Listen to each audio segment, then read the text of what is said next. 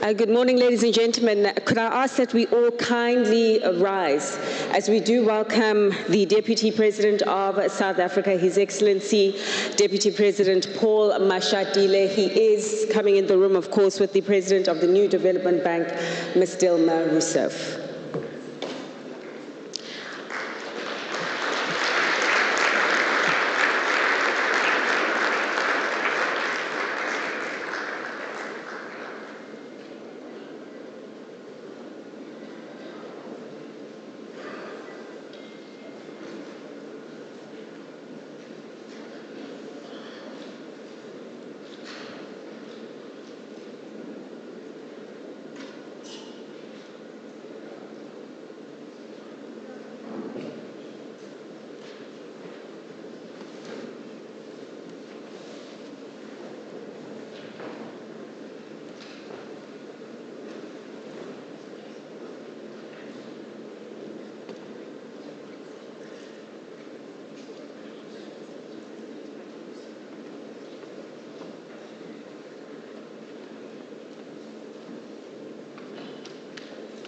Thank you.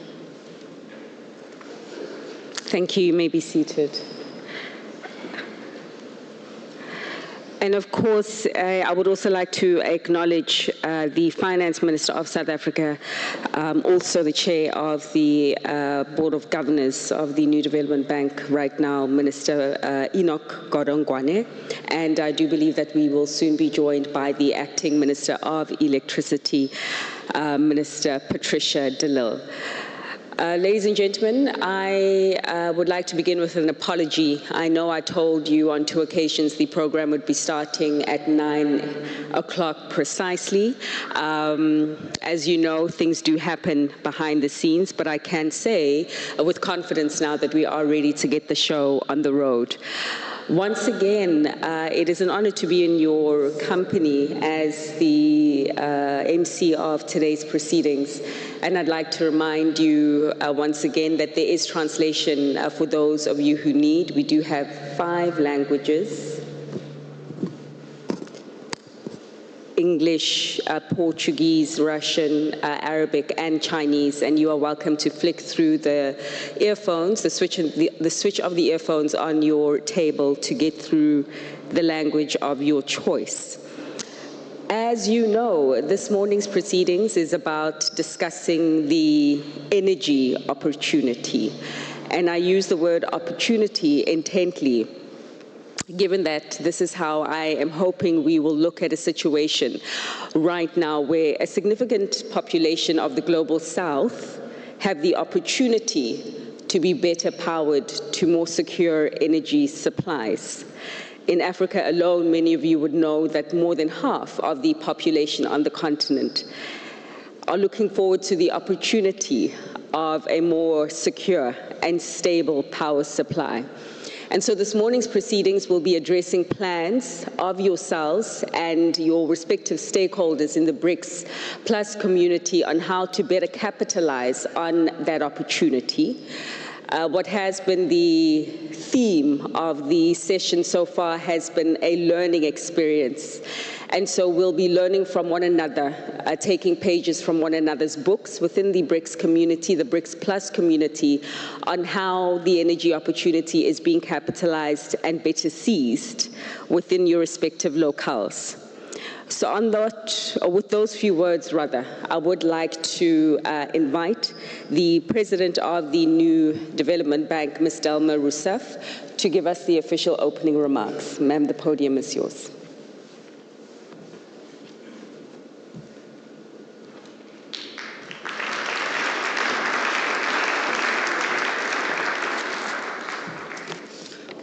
Good morning.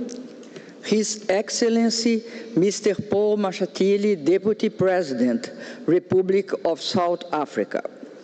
Her Excellency, Mr. Patricia de Lille, Acting Minister of Electricity and Energy of South Africa.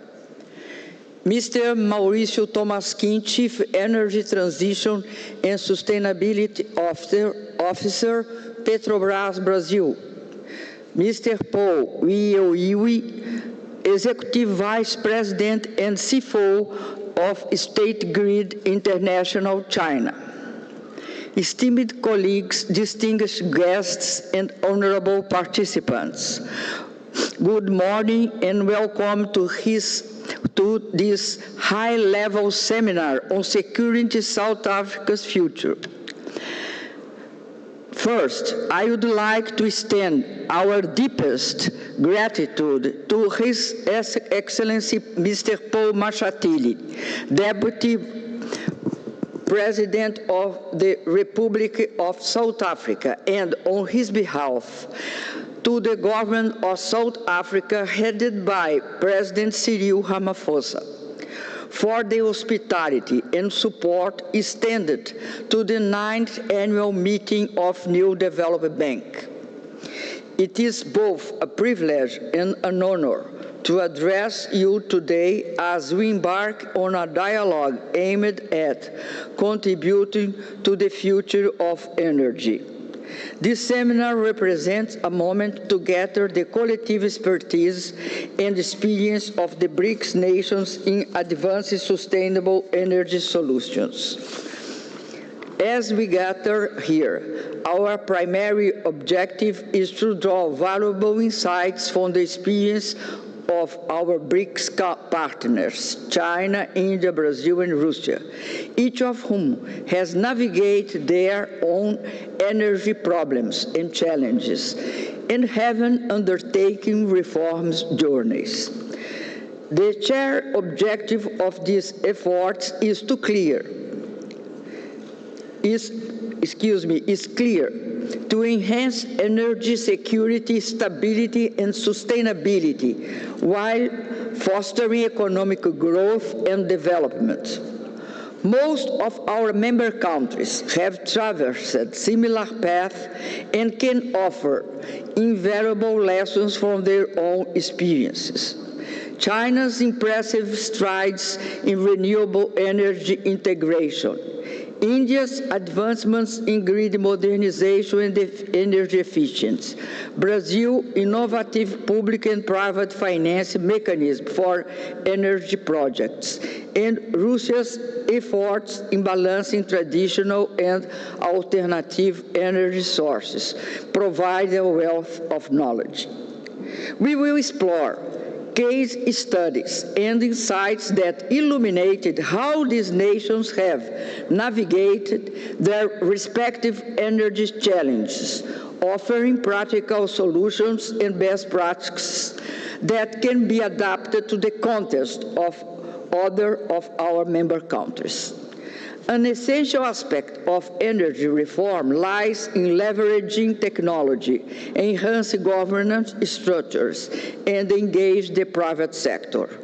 Technology plays a crucial role in both modernize energy infrastructure and integrate renewable sources, while effective governance ensures that reforms are implemented efficiently and transparently. Private sector participation through investment and innovation is also pivotal in energy projects and accelerating progress. As we embark on this seminar, let us remain focused on our shared goals to foster dialogue, enhance knowledge, and explore collaborative solutions that we could share with South Africa's energy sector. The insights we gain here will not only inform policy and practices, but also contribute to the broader BRICS vision of sustainable and inclusive development. Finally, I would like to tell you that in 2023, the President Luiz Inácio Lula da Silva was elected for the first time President of Brazil, and I became Minister of Mines and Energy. My Vice Minister was Mauricio Tomasquim, who today is attending this seminar. In 2023, the Brazil electric sector was characterized by a process of declining reliability and increased risk of energy supply shortages and great vulnerability in the transmission grid. This was due to inadequate investment in the expansion of generation and transmission that culminated in energy rationing in 2021 and 2022. Therefore, when President Lula took office and we became minister and vice minister, we found the sector in deep crisis. The main challenges for the federal government were related to reformulating the legal framework, resuming planning, ensuring energy supply security, diversifying the energy matrix, and universalize the use of electricity. Mr. Mauricio Tomasquim is going to tell this history and how we overcome it. I wish a very productive and resourceful seminar. Let's share our problems and solutions. Thank you.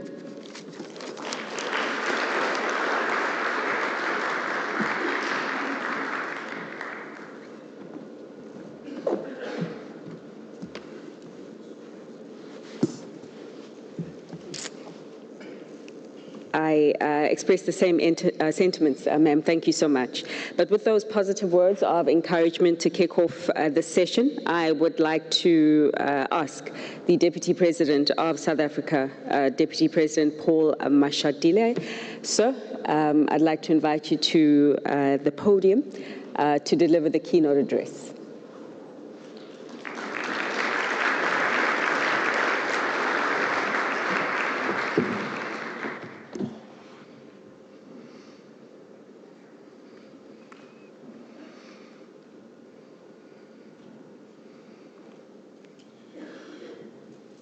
Thank you very much, Program Director.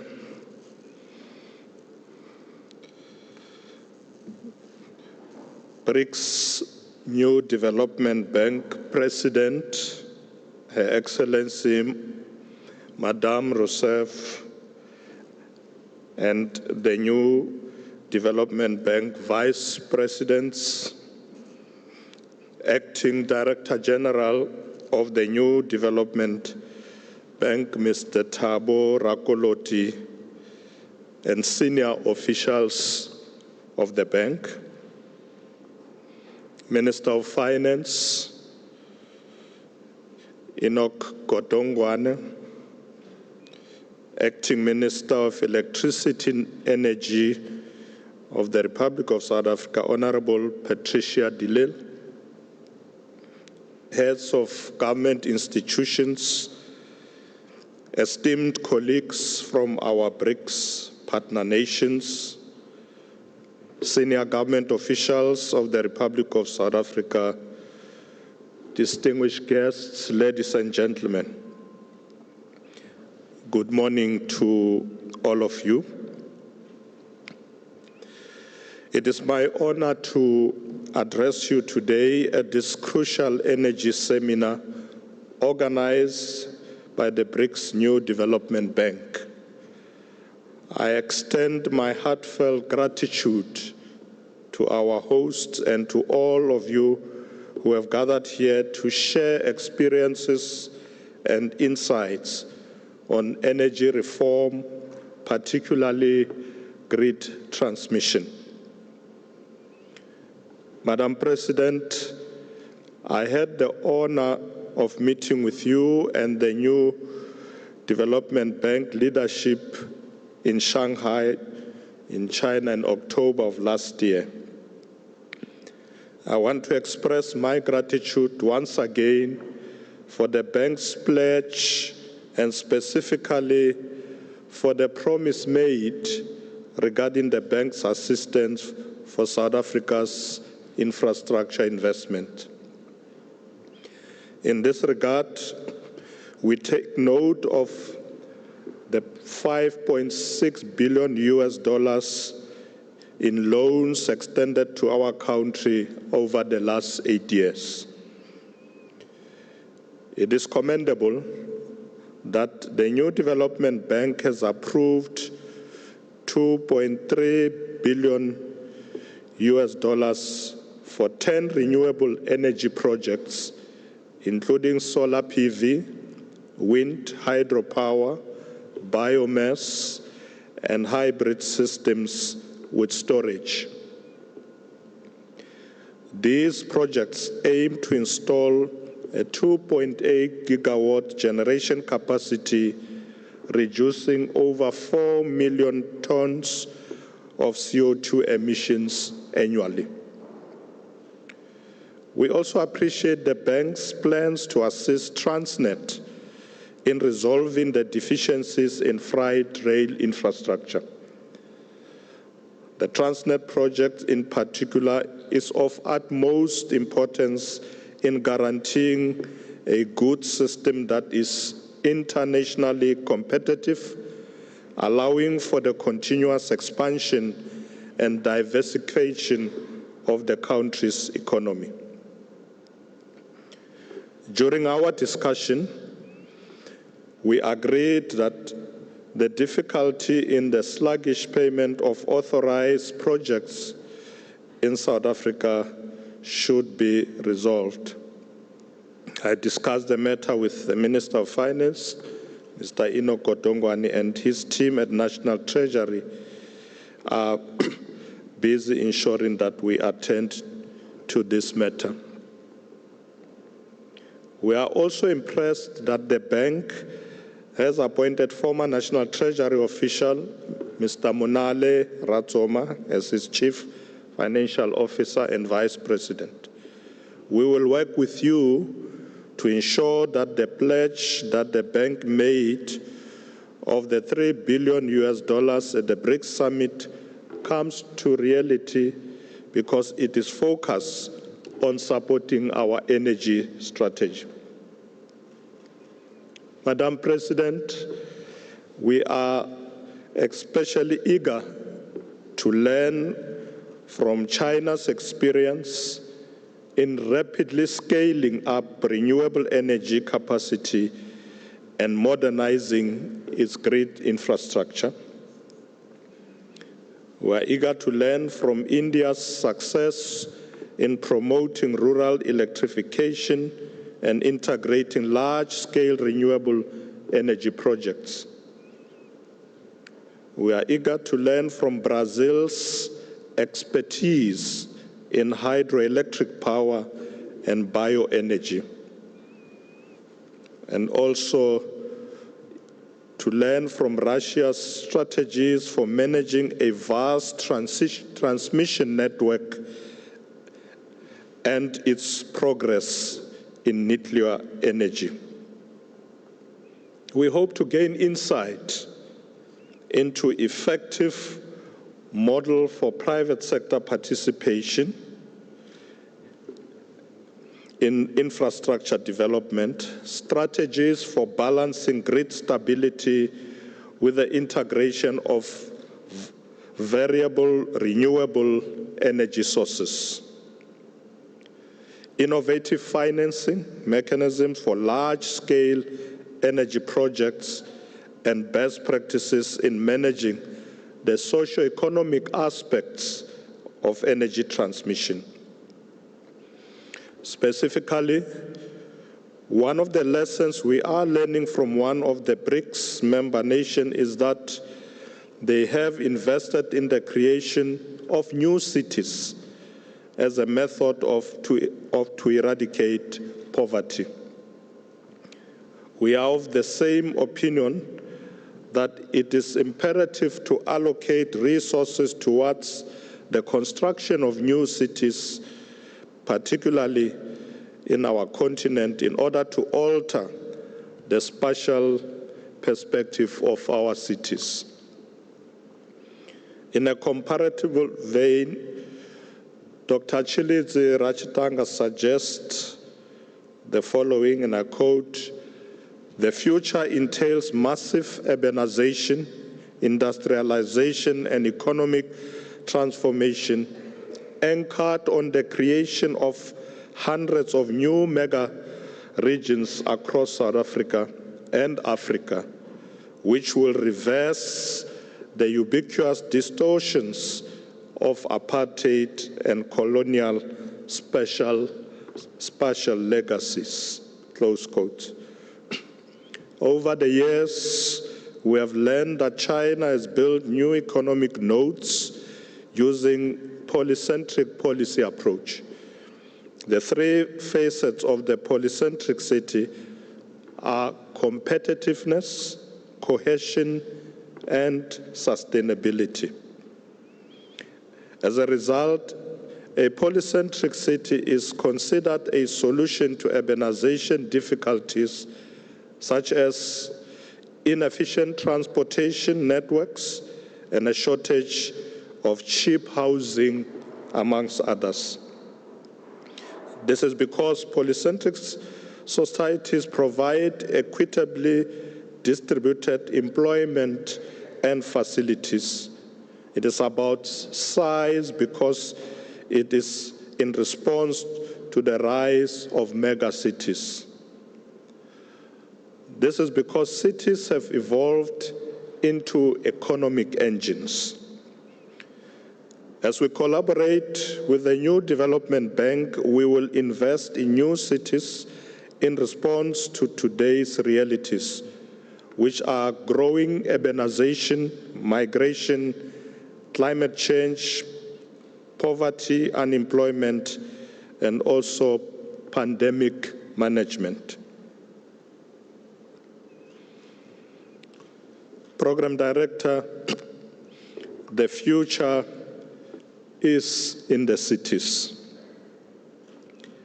Distinguished delegates, as we accelerate the construction of these cities, we will address the large influx of people from rural areas moving into urban areas, which has put tremendous strains on cities throughout our country, causing traffic congestion, housing infrastructure backlogs, and to some extent, an increase in crime.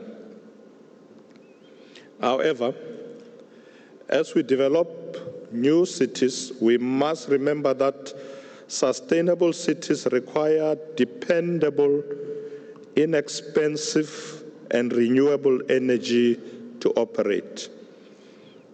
High energy consumption patterns, rising energy costs, and environmental deterioration caused by the use of fossil fuels render cities vulnerable and inefficient. Distinguished guests, I would like to present some of the key initiatives and reforms we have undertaken. First, Eskom revitalization. We are in the process of unbundling Eskom into 3 separate entities, focusing on generation, transmission, and distribution. This separation will enhance efficiency, improve accountability, and open up the sector to much-needed competition and investment. We have also implemented a debt relief program for Eskom, allocating about 250 billion rand over the next 3 years. This financial support is crucial for Eskom's operational stability and will enable the utility to invest in critical maintenance and upgrade of existing infrastructure. Second, expanding generation capacity. We have taken several steps to increase our generation capacity. This includes removing the licensing requirements for private power generation projects, paving the way for businesses and communities to generate their own electricity. Through our renewable energy independent power producer procurement program, we continue to bring significant renewable energy capacity online. The latest bid window have been designed to expedite the deployment of new generation capacity. We are also exploring the potential of natural gas as a transitional fuel, recognizing its role in providing flexible, dispatchable power to complement our growing renewable energy fleet. Third, transmission infrastructure development. To this end, we are implementing an ambitious transmission expansion plan, including piloting independent power transmission projects and streamlining regulations to accelerate the development of transmission infrastructure. This initiative aims to unlock renewable energy potential, particularly in the northern, eastern, and western Cape provinces. The aim is to connect new generation capacity to the grid. As we pursue these reforms, we remain steadfast in our commitment to a just energy transition. We have, however, decided not to transition in the dark. We are a coal-endowed country. Our just energy transition partnership with international partners is a cornerstone of this approach. We believe that such partnership will support our transition to a low-carbon economy while ensuring that we address the socio-economic challenges that our country is facing. We are developing comprehensive plans for the economic diversification of coal-dependent regions, skills development programs for workers in the fossil fuel industry, and initiative to promote local manufacturing in the renewable energy sector. We are also looking beyond our borders, strengthening our participation in the South African power pool through regional integration. This regional approach improves our energy security by ensuring that there is sharing of resources and creating opportunities for cross-border power trading. These initiatives represent a fundamental reimagining of our energy industrial complex. We are moving from a centralized, coal-dominated system to a more diverse, flexible, and sustainable energy landscape. This transition is not without challenges, but we are committed to seeing it through. As we implement these reforms, we are keenly aware of the experiences and insights our BRICS partners can offer. Each of our nations have faced unique energy challenges and has developed innovative solutions. It is in this spirit of mutual learning and cooperation that we approach this seminar. Program Director, in conclusion, South Africa is committed to building a resilient, sustainable, and inclusive energy sector. The path ahead is challenging, but we are confident that with the determination, innovation, and cooperation with all partners, we will achieve our goals. The reforms and initiatives I have outlined today are just the beginning.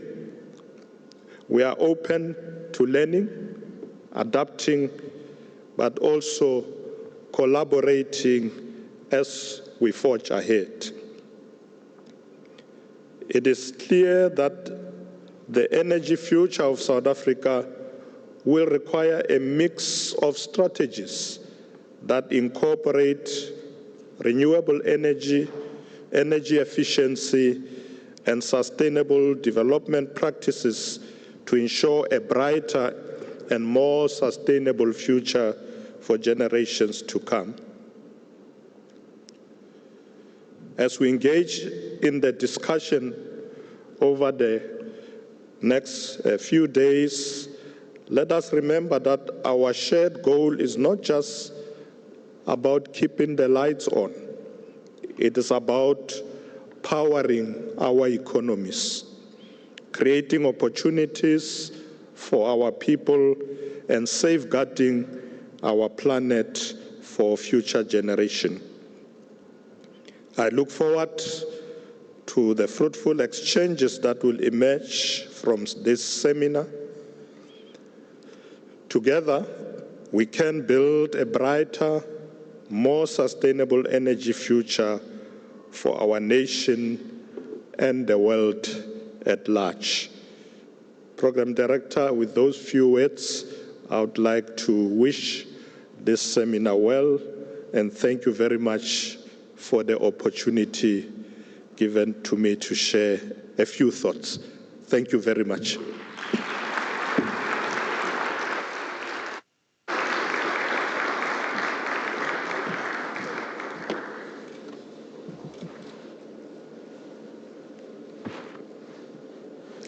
Thank you so much, sir. At this point, I would like to invite the following dignitaries to join the Deputy President as well as the President of the NDB on stage for a photo opportunity.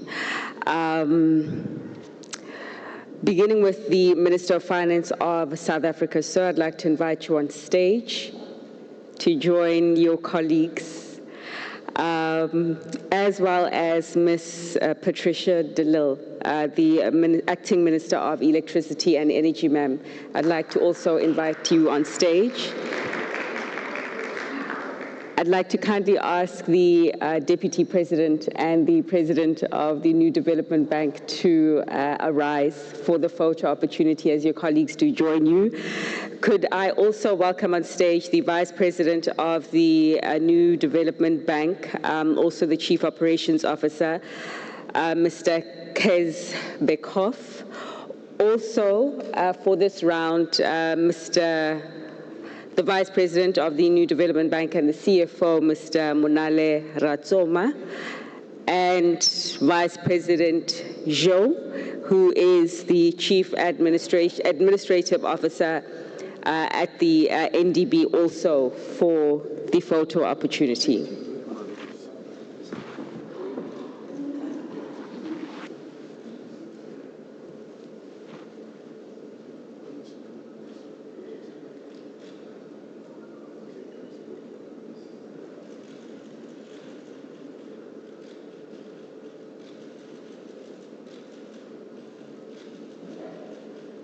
And so there's another round of a photo shoot, Your Excellencies. Could I also invite the dignitaries who are seated in front to join them? Mambusi, yourself as well, ma'am, the DDG, Mr. Peterson, yourself as well, and the other dignitaries who are seated in front to join the Excellencies for this photo opportunity.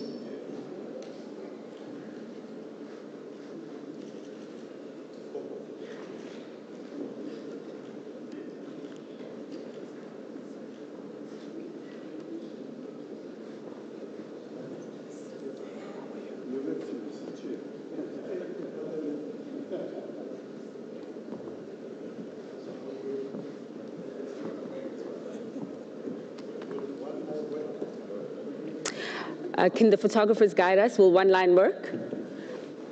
Let's take guidance from them.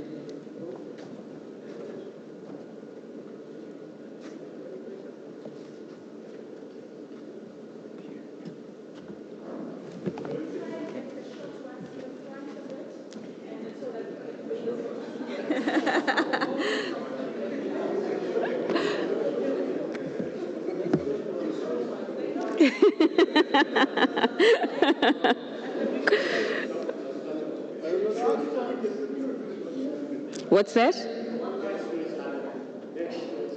Next to each other. One line. Oh, the photographers have guided one line.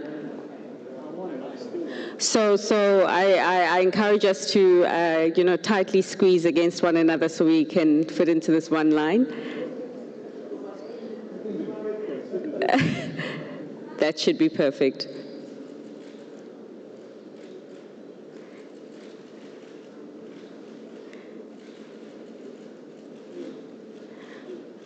All right, thank you.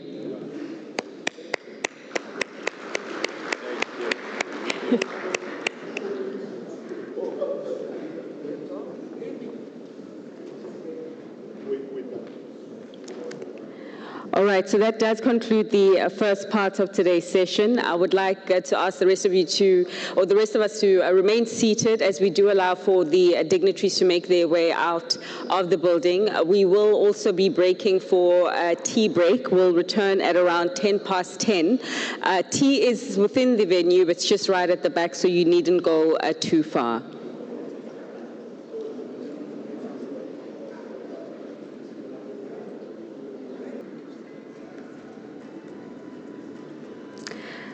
Wonderful. So before we broke for the tea break, we did hear the Deputy President of South Africa just outlining some of the initiatives the country was taking to strengthen its energy supply and its security, and to drill in on those initiatives and really give us a fuller perspective of the energy landscape in South Africa, as well as the key priority areas. I would like to ask you to help me welcome on stage with a warm applause the Acting Minister of Electricity and Energy of South Africa, Minister Patricia de Lille.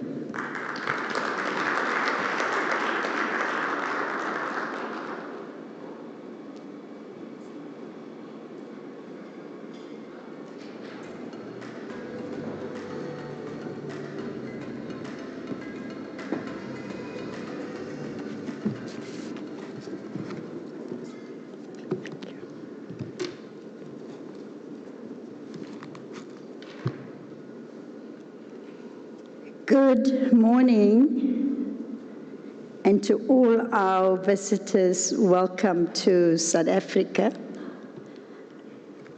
The President of the New Development Bank, Her Excellency Madame Rousseff, all the senior officials from the BRICS nations, esteemed guests, members of the media.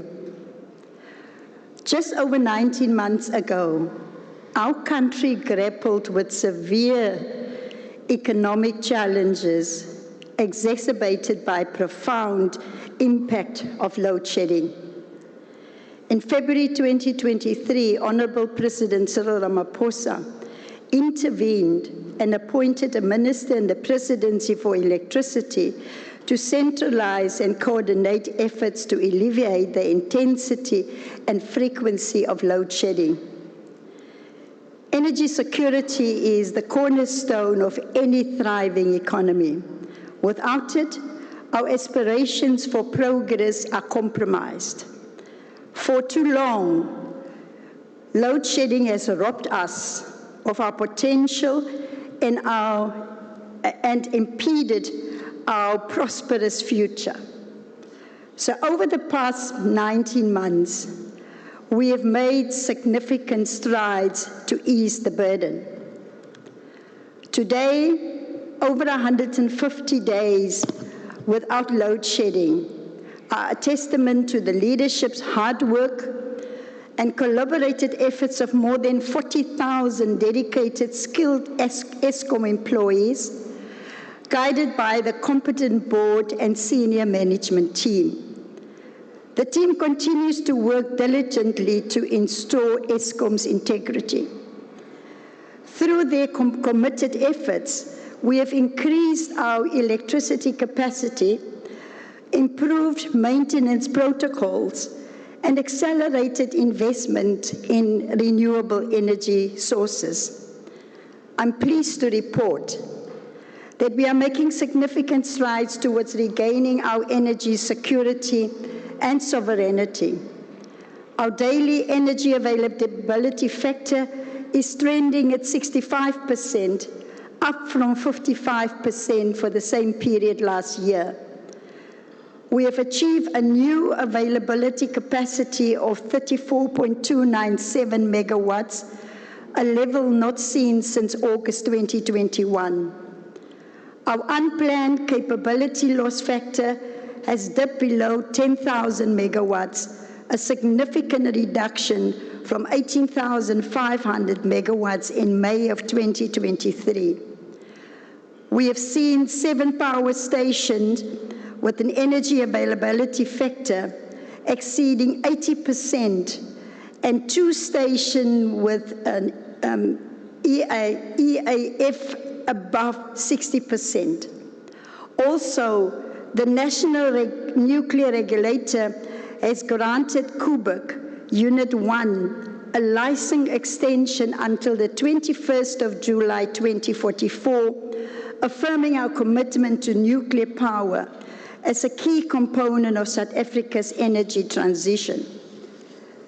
We also substantially reduced the open cycle gas turbine cost to approximately 3.3 billion rand, around 70% lower than the 10.98 billion spent last year.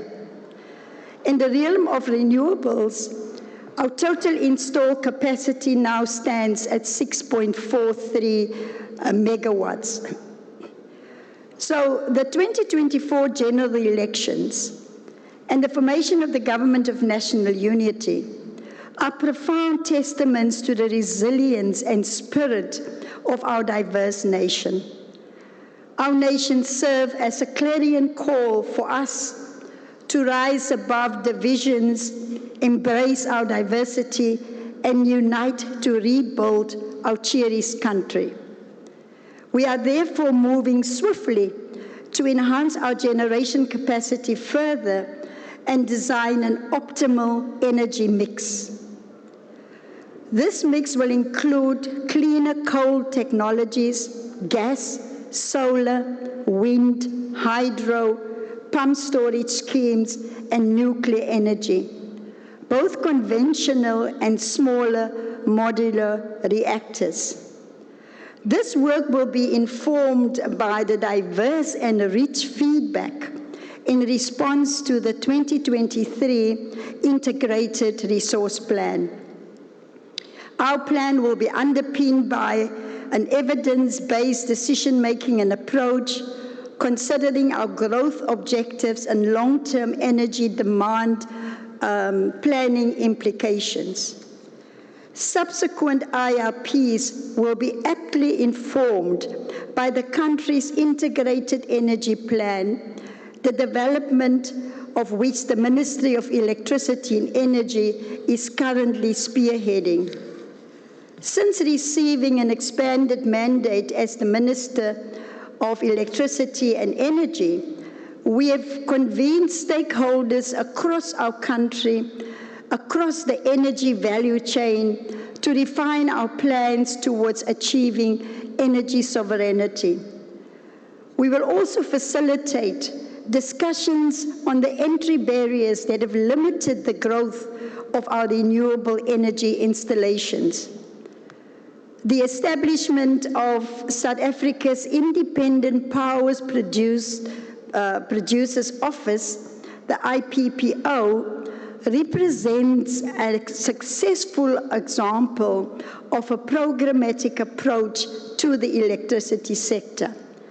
The plan has unlocked substantial funding from both domestic and international funders.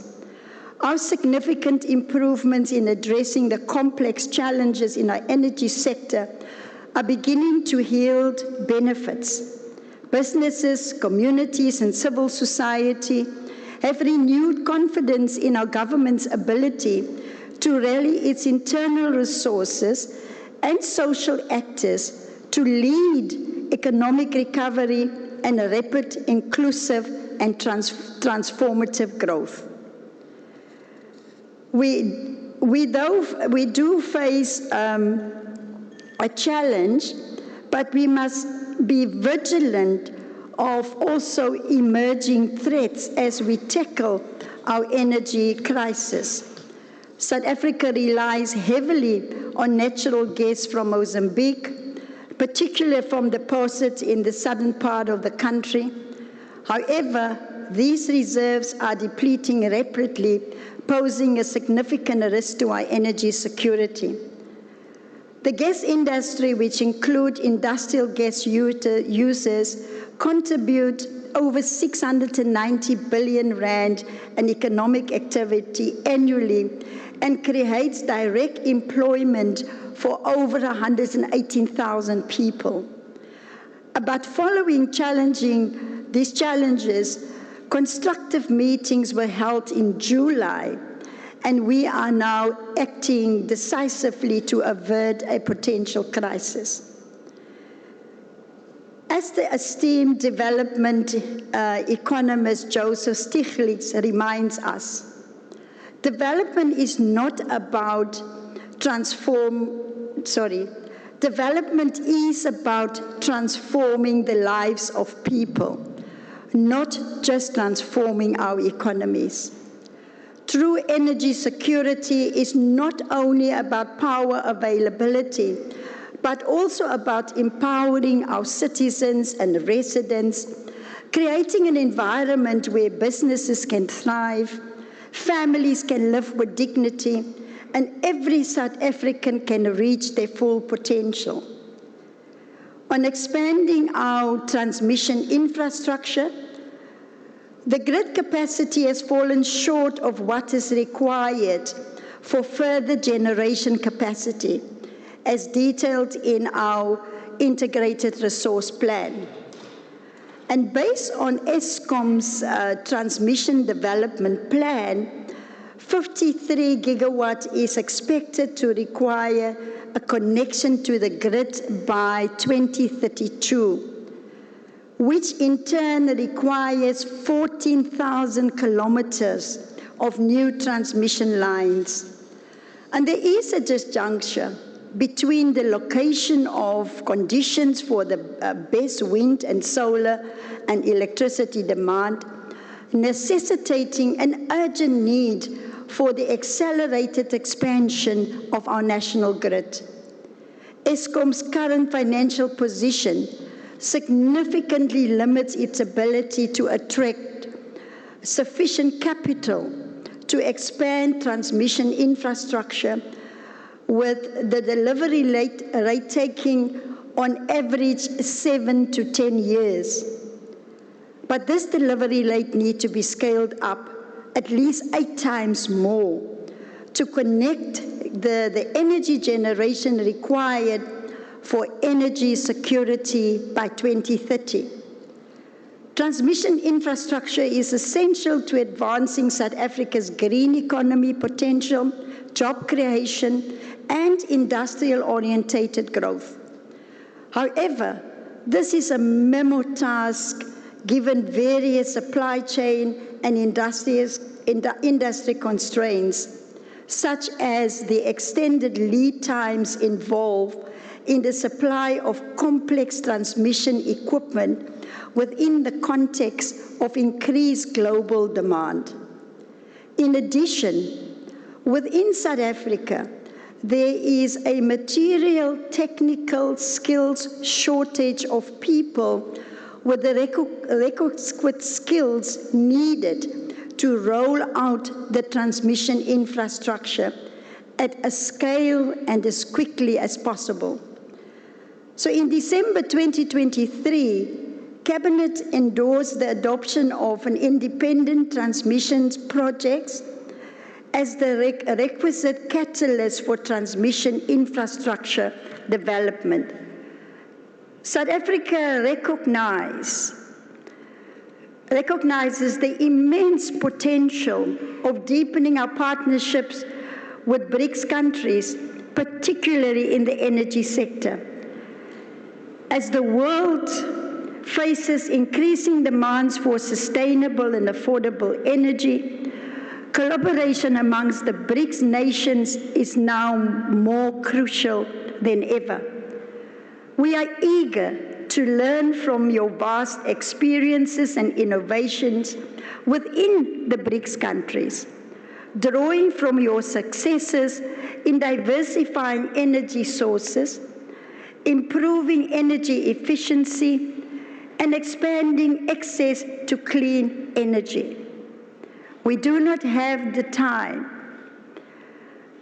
to go and for a methodology of trial and error. We have to use the tried and tested methods used by our BRICS partners. For BRICS nations collectively striving to balance economic growth with environmental sustainability, these carbon borders could severely hinder our industrial competitiveness and economic resilience. It is essential that we as the BRICS countries unite to challenge these measures on the global stage and advocate for an equitable climate policies that recognize our rights to development and our unique circumstances. Together, we can push for a more just and inclusive approach to global climate action that supports rather than stifle our development aspirations. By working together, we can build a more resilient and sustainable energy future for all our nations, addressing shared challenges such as energy security and transitioning to low-carbon economies. So, as South Africa, we are keen to learn from and collaborate with our BRICS partners in developing renewable energy technologies. Countries like Brazil and China and India have set global benchmarks in solar and wind energy. We will explore advancements in nuclear energy, leveraging the expertise of BRICS countries with cutting-edge technology.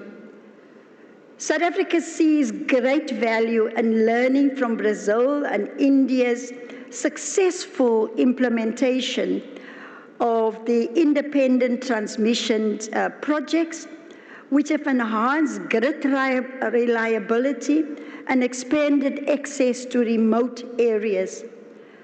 By integrating these lessons into our projects in South Africa can reach our energy infrastructure quicker with much speed.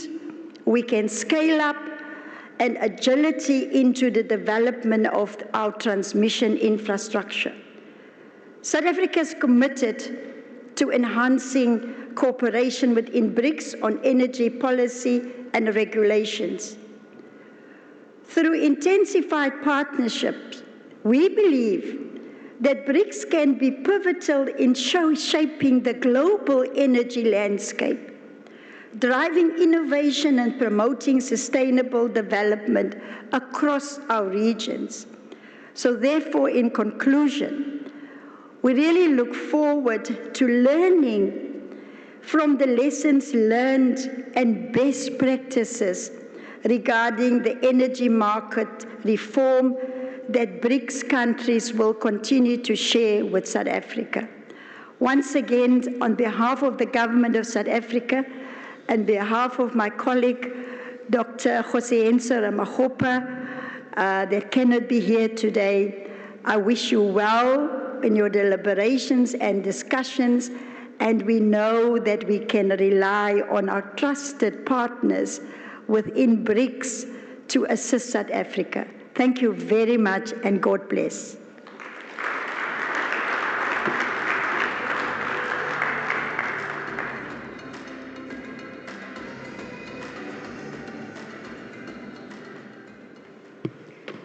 And equal thanks to you, Minister de Lille, and thank you for introducing the next leg of our event, our discussions right now, which essentially is going to be a peer learning session from the members of the BRICS finding out what is working, as Minister De Lille did say, the time for trial and error as it does pertain to energy at this present moment in time is not sufficient, and we need a tried and tested. So to lead us in the tried and tested model, I would like to invite our next guest who will speak on behalf of the case study in Brazil.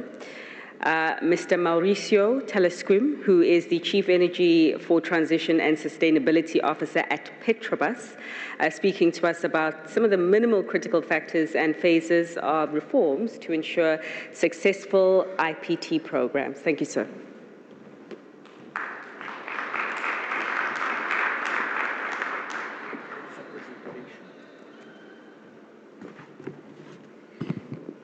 Thank you very much.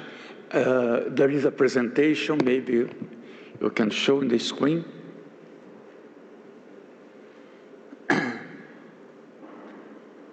Great. So thank you again for this opportunity to talk about the Brazilian power sector reform. I think. Okay, let's start talking about the Brazilian power system. In terms of the physical system. So let me introduce you the Brazilian power system. So we have a total installed capacity of more than 220 gigawatts. Only to give you an idea what this means, this corresponds to about more than 90% of the total installed capacity of the African continent. Most of our installed power capacity is renewable. 50% hydro, 70% solar, wind 13%, and we have biomass 7%. When I talk about biomass, I'm talking about the bagasse from sugarcane to produce electricity. Brazil has a huge power system. We have 172,000 kilometers of high voltage transmission lines that cover almost 100% of the electricity market. Brazil is a continental country. We have the same size of the continental United States, more half Alaska, or the equivalent of 30% of the African continent. I want to give you an idea what this means. If we plot the Brazilian map over the European map, we could see that if Europe had the same power system than Brazil has, Portugal could trade electricity with Norway or even with Russia. We can plot the same map over the African continent map, and you can see that the existing power system would cover the south of Africa. So let's start talking about the first power sector reform. Well, the first power sector reform happened in 1996.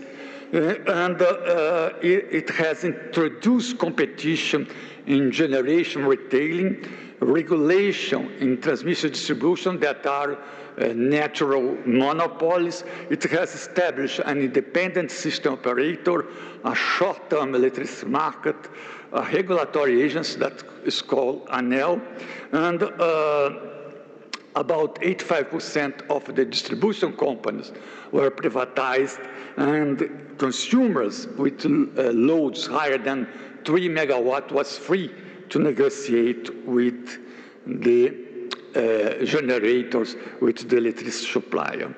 But this power reform didn't work very well because it doesn't bring the necessary investments for the expansion of the system. So in 2001, we have a very big shortage of electricity in Brazil, and the government has to make a rationing, power rationing. All the consumers from the residential, commercial, and industrial sectors was forced to reduce 20% of their consumption. This rationing achieved 17 states of the Brazilian surface, the Brazilian states, and the consumers that does not meet the target, the reduction of 20% of consumption, has a very strong penalty, has to pay a fine. And if they persist to not cut the electricity, they could have the electricity supply suspended for 3 days. So the government also has to reduce the public lighting on the streets, monuments, and so on. This very bad situation took 9 months of duration with very bad consequences for the country. We have a reduction in the GDP growth rate, and some estimations indicate that only for the federal treasury there are losses that are estimated in about $20 billion without considering the municipalities' loss, the state loss. So, as I said, the main reason for the rationing was the lack of investment. It was really a dry year, and we are a hydropower country. When you have a dry year, you have problems. But it was proved that was not the weather that caused the rationing, but the lack of investment. If you look at the blue line represents the installed capacity. And you can see that the blue line that represents the installed capacity did not follow the energy demand, that's the red line, until 2000. So there was a lack of investment. Why that happened? 2 reasons. First reason, Eletrobras, that is the federal state company, was being prepared to be privatized and was forbidden to invest because there was an agreement with the monetary fund, the National Monetary Fund, that was a reduction the public expenses. At the same time, the government was expecting that the private capital could invest, but the private capital found that was too risky to invest in the sector, and I'm going to explain why. This figure shows the spot market price. You can see that before the crisis and even after the crisis, when you have wet years, you have a very low price in the spot market. So let's suppose that you are a private investor, you want to build a power plant, and then you don't have a PPA. You have to sell your electricity in the spot market, the price is very low, and you're going to bankrupt. So the private investor said, no, I'm not going to invest in this condition. So in 2002, there was a change in government. President Lula arrives and has indicated Minister Dilma Rousseff, at that time Minister of Mines and Energy, and she invited me to assist her as Deputy Minister to, let's say, reform the power sector. So the main driver for this secondary reform is to attract investments, to ensure efficiency increase in the capacity. Rationing, power ration, no more. So to do that, we have 2 actions. First, we take out of the list of privatization Eletrobras and allow Eletrobras to return the investment. At the same time, we build a model to attract private investors because Eletrobras alone was not enough to support the needed investments. And what we did to attract private investors. You say we are not going to depend more on the spot market, and we are going to give you long-term PPA. With the long-term PPA, you have an assured revenue. And what we did to give this long-term PPA, we organized auctions, public auctions. The private investors that offer the lowest bid to build and operate the plant receives a long-term PPA. So we have before a competition on the market. The private investor had to build a plant and then try to find somebody to buy the electricity, and we move from a competition on the market for a competition for the market, where the private investor compete for PPA. So you have three kinds of markets in Brazil. You have the regulated market, the free market, and the energy reserve market. Let's start talking about the regulated and free market. The regulated market, where you have the distribution company. The distribution company can only buy electricity through public auction organized by the government. And the winners, generators that win the auction sign contracts with the distribution company. In the free market, you have the large consumers that can negotiate their supply directly with the generator. At the same time, we have introduced energy reserve market. What's an energy reserve market? We decided for security reasons we should contract more energy than the energy that was requested by the distribution company and by the large consumers.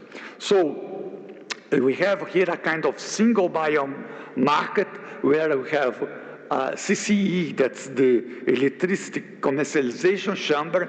It receives energy charge from the consumer and use this resource to pay the generators that was contracted through auctions. So how is organized the auctions? Well, everything starts in the Ministry of Mines and Energy. The Ministry of Mines and Energy published an ordinance with the main guidelines for the auctions. Then the regulatory agents, that's ANEEL, issue the contracts and that will be signed by the winners of the auctions. Then the energy planning officer that was created by the model receive the proposal for the investors and make a qualification, a technical qualification of the projects. The projects that are qualified, they participate of the auction, and then the winners sign contracts with the distribution company or with CCE. And with the PPA, the investor go to National Development Bank and use this PPA as collateral to obtain the finances. So the National Development Bank can, let's say, do a kind of project financing with this PPA. So we have auctions that happen 4 and 6 years before the market completion year. So in order to give time to the plants to be built. And we have different times of contracts. How is determined the demand, the auction demand?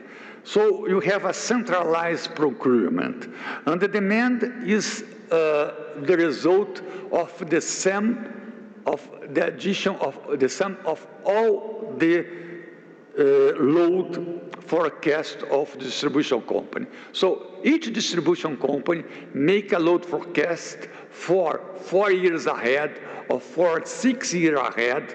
The government add all the requests, and this is the demand to the auction. And the case of the reserve auction is a study of the energy planning officer that support the Ministry of Mines and Energy to define what's the demand for the auction. As I have said, there is a technical qualification. And why is necessary a technical qualification? It's necessary to avoid what's known in the literature as bid but not build. Investors that go bid in the auctions and afterwards does not build the plant. So to do this qualification, you need to find an equilibrium. Because let's say if you have a high qualification requirements, you have high success rates. However, we are going to have fewer projects qualified, and if you have fewer projects qualified, we are going to have higher price because you have lower competition. On the other hand, if you have low qualification requirements, you have more projects qualified, more projects competing in the auctions, so you have greater competition. However, you can have lower rate of success because the winner of the auction may have a bad project and the project are not going to be built. So what's the main qualification criterion used by the Energy Planning Office? First of all, the project should be registered at the regulatory agencies.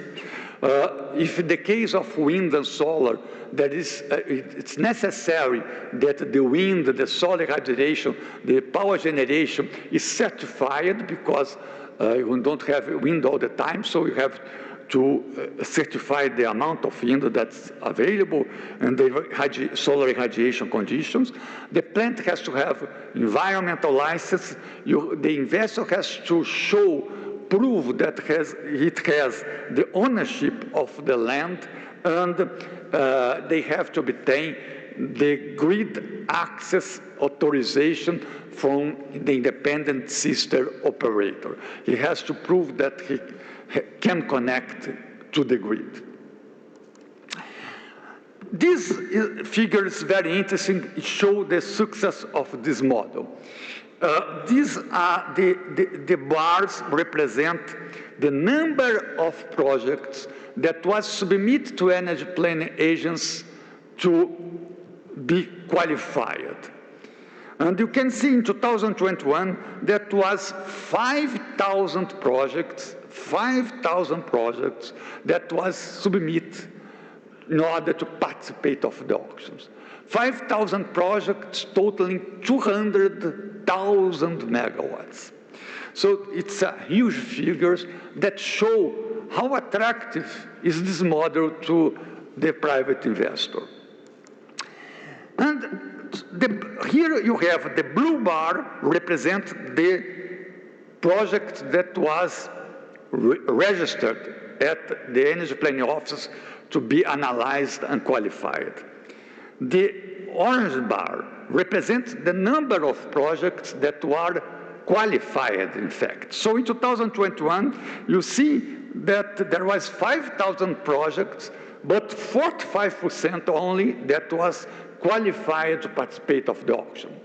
In the end, only 2% of the registered project was really really win the auction.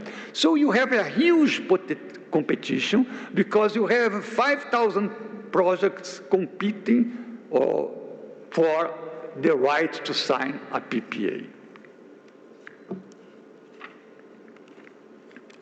So to participate of the auction, the investor has to collect 1% of the investment to ANEL. And if he wins the auction, he has to collect 5% investment to make sure that he will finish the project on time. Who can compete Well, can participate of the auction everybody, public or private companies, national or foreign companies. Foreign companies, if it's a foreign company, it has to have a subsidiary in the country. Who is the winner? As I say, the winner is the investor that offered the lowest bid to build and operate the plant. The winners receive a contract, that a PPA that vary from 15 to 30 years. 30 years of duration for hydropower plants, 15 years of duration for wind and solar, 20 years for thermal power plant. All the contracts are indexed by a consumer index price. The winner of the auctions, the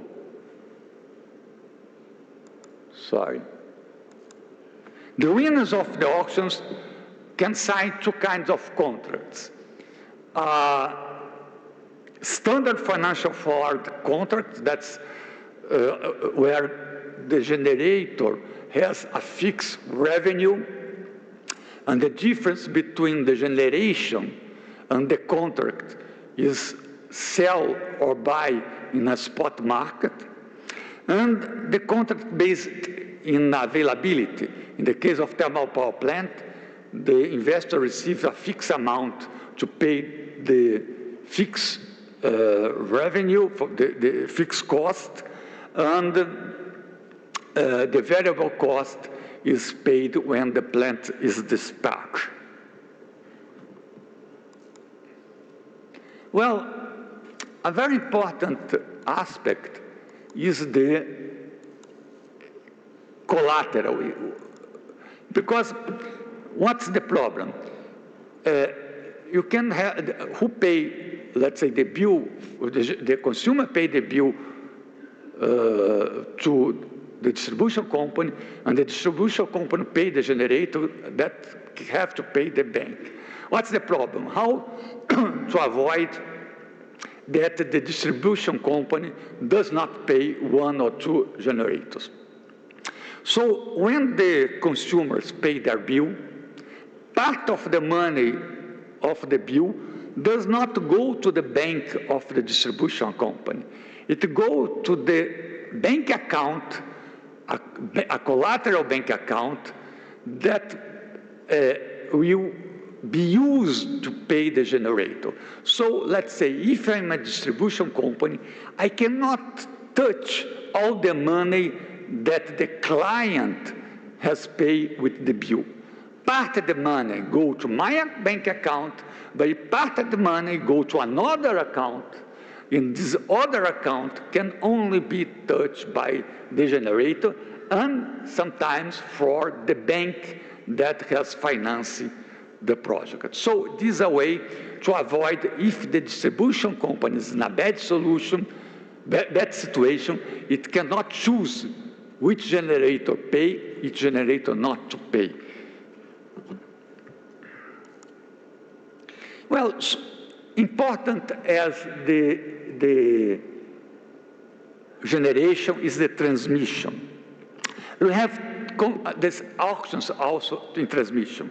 You have concession to construction, operation, maintenance of the facilities. The concession took 30 years of duration, and the investor, the transmission company, receives for the availability of the service. It means that regardless the flow of energy, regardless the amount of energy that passed by the transmission line, it will receive a fixed revenue. Very important is to have a good energy planning, a good transmission expansion planning.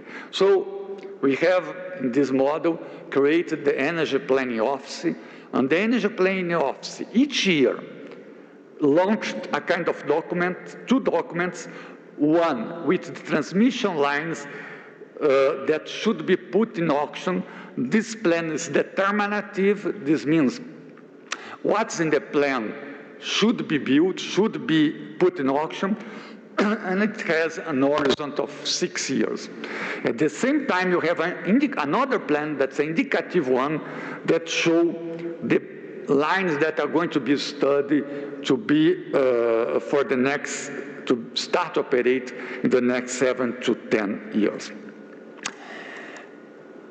We have to start the process very, very early because it takes a lot of time. It takes 8 to 18 months to elaborate the transmission plan.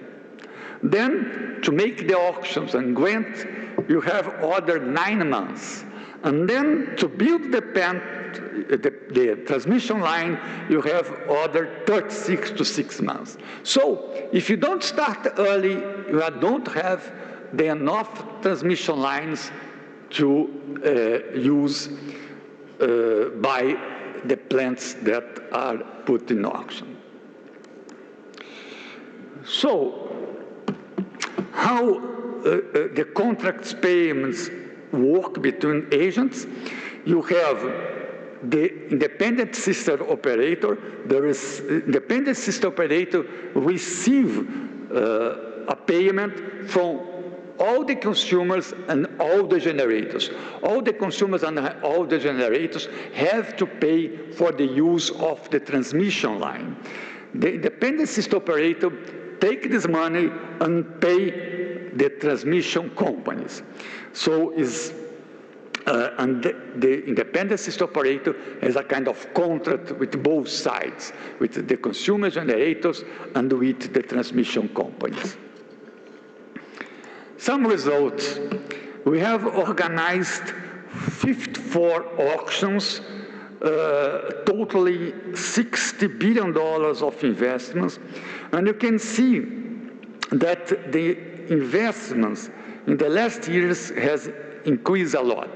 This is the consequence of the big amount of renewables, intermittent renewables in the system, because you have a lot of wind and solar plants, and to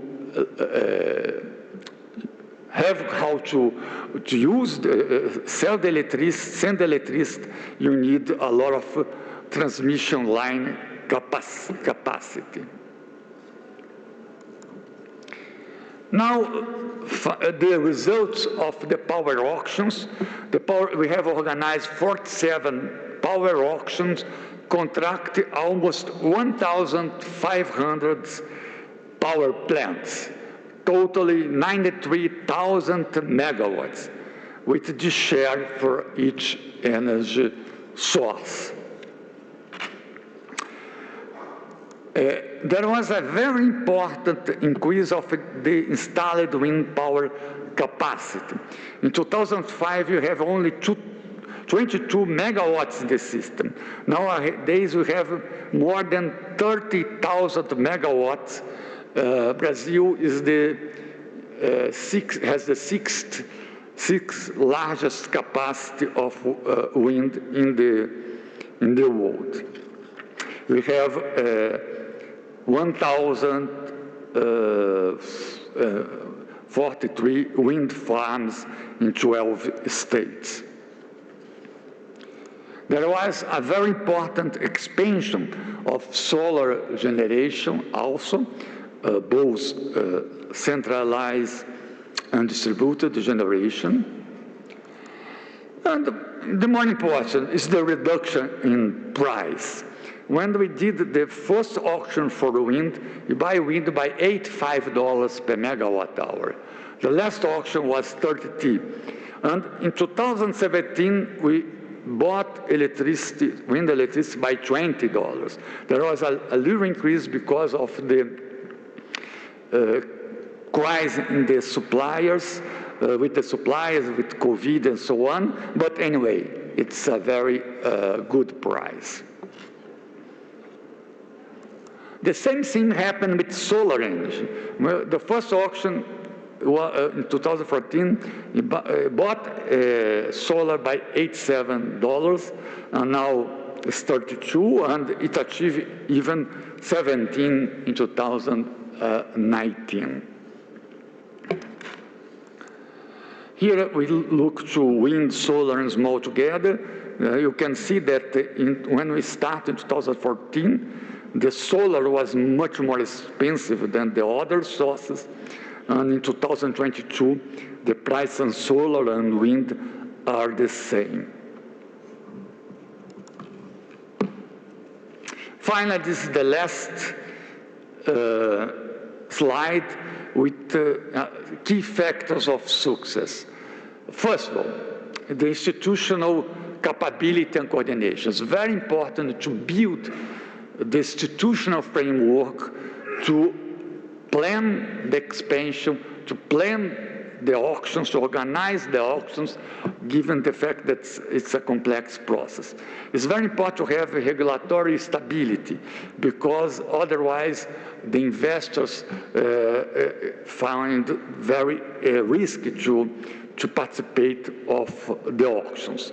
And so respect the contracts also. Very important to have good qualification process. If the qualification process is too easy, you increase the risk of non-compliance. An investor can build a plant, but win the auctions, but not build the plant. If it's very draconian, the procedure, it can reduce a lot the competition.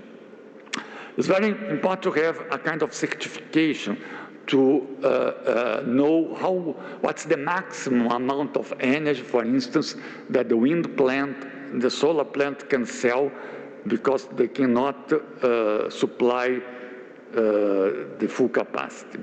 And finally, maybe one of the most important, it's very important to have coordination with transmission planning. I'm finished only telling one fact. We have an auction of wind plants. The wind plants was ready, so the investor of the wind plant has the right to receive the money because he has built on time, but the transmission line was not ready. So we have a plant that was there, but there was no way to diesel electricity go to the consumer. So it's very important, let's say, to go side by side, investment in generation and investment in transmission. Thank you very much.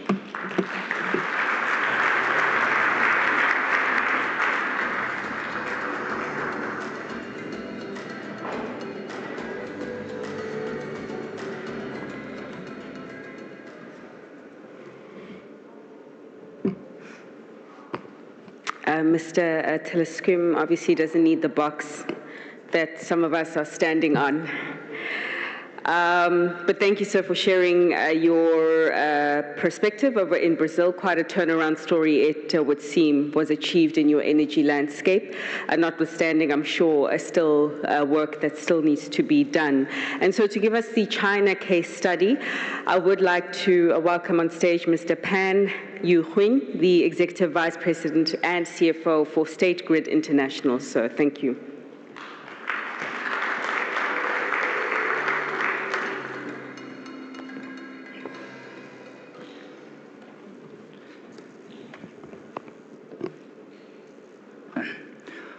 Bom dia, Ms. Dilma Rousseff. Good morning, all the executives of NDB and our friends from all over the world, ladies and gentlemen. My name is Pan. It's not easy to spell my name for you guys, I know, so easier to remember Pan. And I'm from State Grid Corporation of China. I used to work for State Grid not only in China, but also abroad. Actually, I work in Brazil for more than 14 years. I always say Brazil is my second hometown. So it's a pleasure to be here, and many thanks to NEB for the invitation.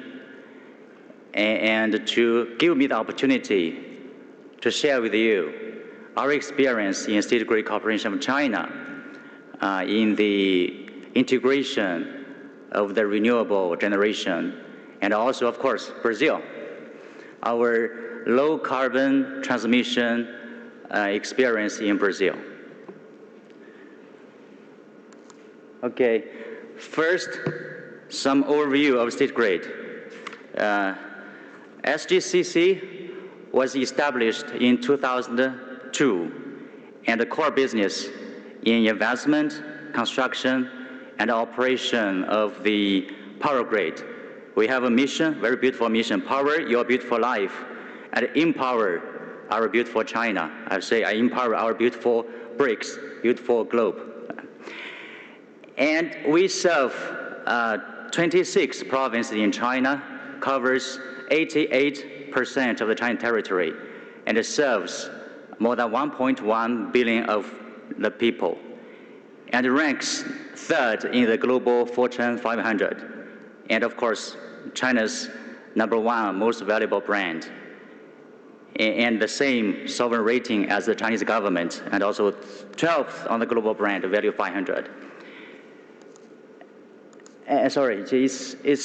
State Grid is the largest utility company in the world in terms of asset, energy sales, and also operating revenue. You can see here is $747 billion as the asset, and 5,172 gigawatt-hour electric sales, and the operating revenue is $475.4 billion. And we have the highest voltage of the transmission line, that is AC reaching 1,000 kV and DC reaching 1,100 kV. And of course, we operate the longest transmission lines in the world. Safety, I think this is always a priority for State Grid in terms of safety. So we make heavy investment on the grid just to achieve this goal. And I believe our grid is the only MAC power grid in the world that without no wide scale of the blackout since 2000 years, since the year 2000. And here, this slide is a very interesting slide. It shows the growth of the integration of the renewable energy in China.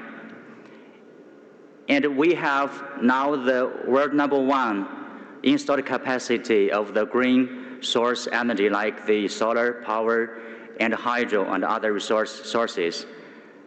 The installed capacity of the wind and the solar increased by more than 10 times in the past decades, exceeding more than 1/3 of the global total. You can see here from here is in 2010 is like 22 megawatt hour, but 2023 is already 880 gigawatt. Innovation. State Grid always puts innovation on a very important position, and we have the largest quantity of the number of the international patents, especially in the ultra-high voltage and the large power grid operation and control, and new DC transmission, etc. Not only in China, but also State Grid Corporation of China is operating in 10 countries and regions, about 13 energy projects with overseas assets that's almost 54 billion US dollars. International cooperation. SGCC contributes to energy transition and cooperation by hosting international conference and engaging international organizations' high-level dialogue. This international forum for energy transmission is becoming more and more important, one of the most influential annual gathering for the global energy sector. Okay, about the green energy development in China. Of course, to integrate and absorb the new energy, we need to have a very strong power grid. So State Grid coordinate the development of a power grid at all levels and balancing the power supply and demand across regions. Maybe this slide can give a more straightforward idea of the investment we made in China. And we invest $70 billion every year on the grid and operating 35 ultra-high voltage transmission projects. That is 19 AC and 16 DC, the longest transmission line reaching 3,300 kilometers, with the total length of the high voltage transmission reaching 50,000 kilometers. And this, of course, rely a lot on the new type of power system with more renewables. So we have a strong and smart grid run as the hub of the platform to support the generation, grid, load, and storage integration. This is an integrated energy solution. Green development, okay, as I mentioned before on the previous slide, we have 860 gigawatts of the solar and wind mainly, ranking #1. And the utilization rate of the renewable above 97% for the 4 consecutive years. And this is a very good example of how we utilize the new energy. The Beijing Winter Olympic Game, all the venues were powered by 100% renewable generation. And coming from Jiangbei region, that is a little bit far away from Beijing. This is the first time in the history of the Olympic, but we will continue doing this to make sure that all of the renewable energy supports our beautiful life. And this is a very important solution we have to make sure that the fluctuation of the new energy can be solved. That is the power storage technology. So mainly in 2 sides. One is the pumped storage. Another is electrochemical. China has 106 pumped storage stations with a total capacity of 133 gigawatts in operation or under construction. On the left side, we have the largest pumped storage power station in China. That is the capacity 3.6 gigawatts. On the right side is the first large-scale grid-type energy storage power station. It can provide, it is electric chemical energy storage. It can provide a maximum of 100 megawatt hour of energy. It's charged at the off-peak time and discharged during the peak hours. That is substitution of the heating system. In north part of China, it's very cold, of course, much colder than what we have in South Africa now. So it's SGCC substituted coal with electricity to help the heating system upgrade of the household. That is around 12 million households, and reducing the direct use of the coal by around 43 million tons. And I think this is a very hot topic in China about the EV, the electric vehicle.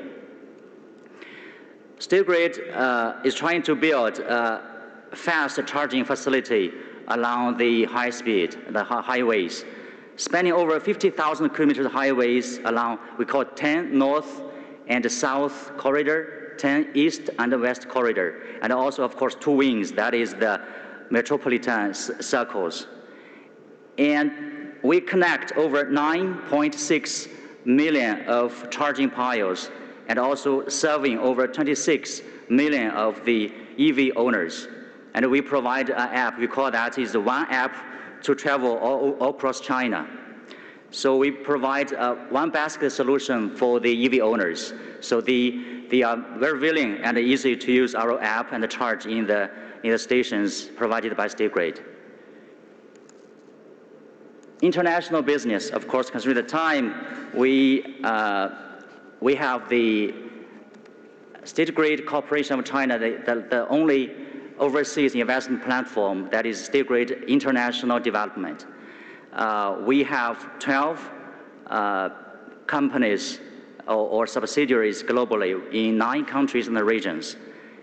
And the total asset, $52.4 billion US dollars. On the left side of the page, we can see all of the companies, the subsidiaries we have globally. We have 2 in Brazil. That is almost contributes half of the operation we have in State Grid. We started from NGCP. Oh, sorry. From NGCP, that is the National Grid of Philippines. We have State Grid Corporation, State Grid Brazil Holding in Brazil, REN in Portugal, and Electronet in Australia, SGCCAA in Australia, and Hong Kong Electric in Hong Kong, and CDP in Italy, IPTO in Greece, and CPFL Brazil, and OETC that is in Oman, and Chiquentas GE in Chile.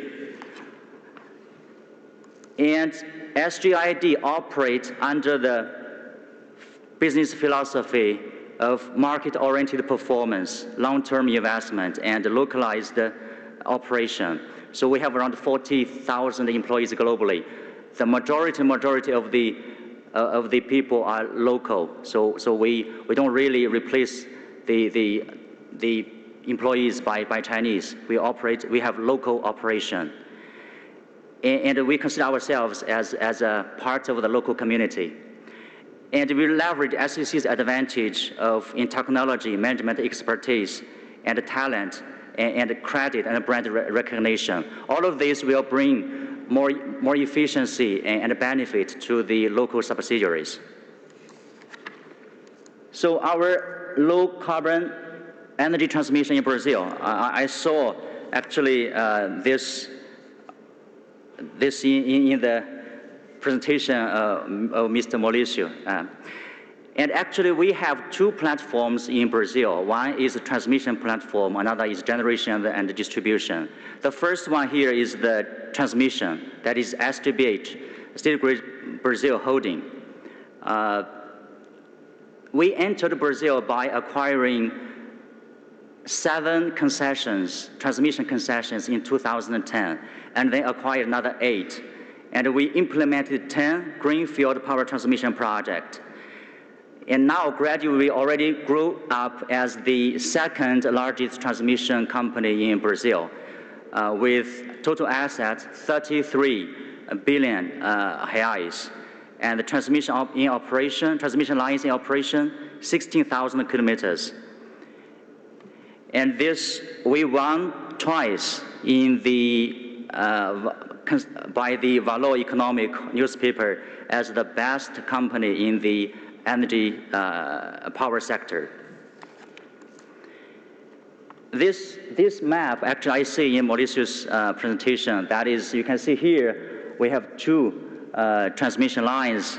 That is the 2 ultra high voltage transmission line we built in Brazil.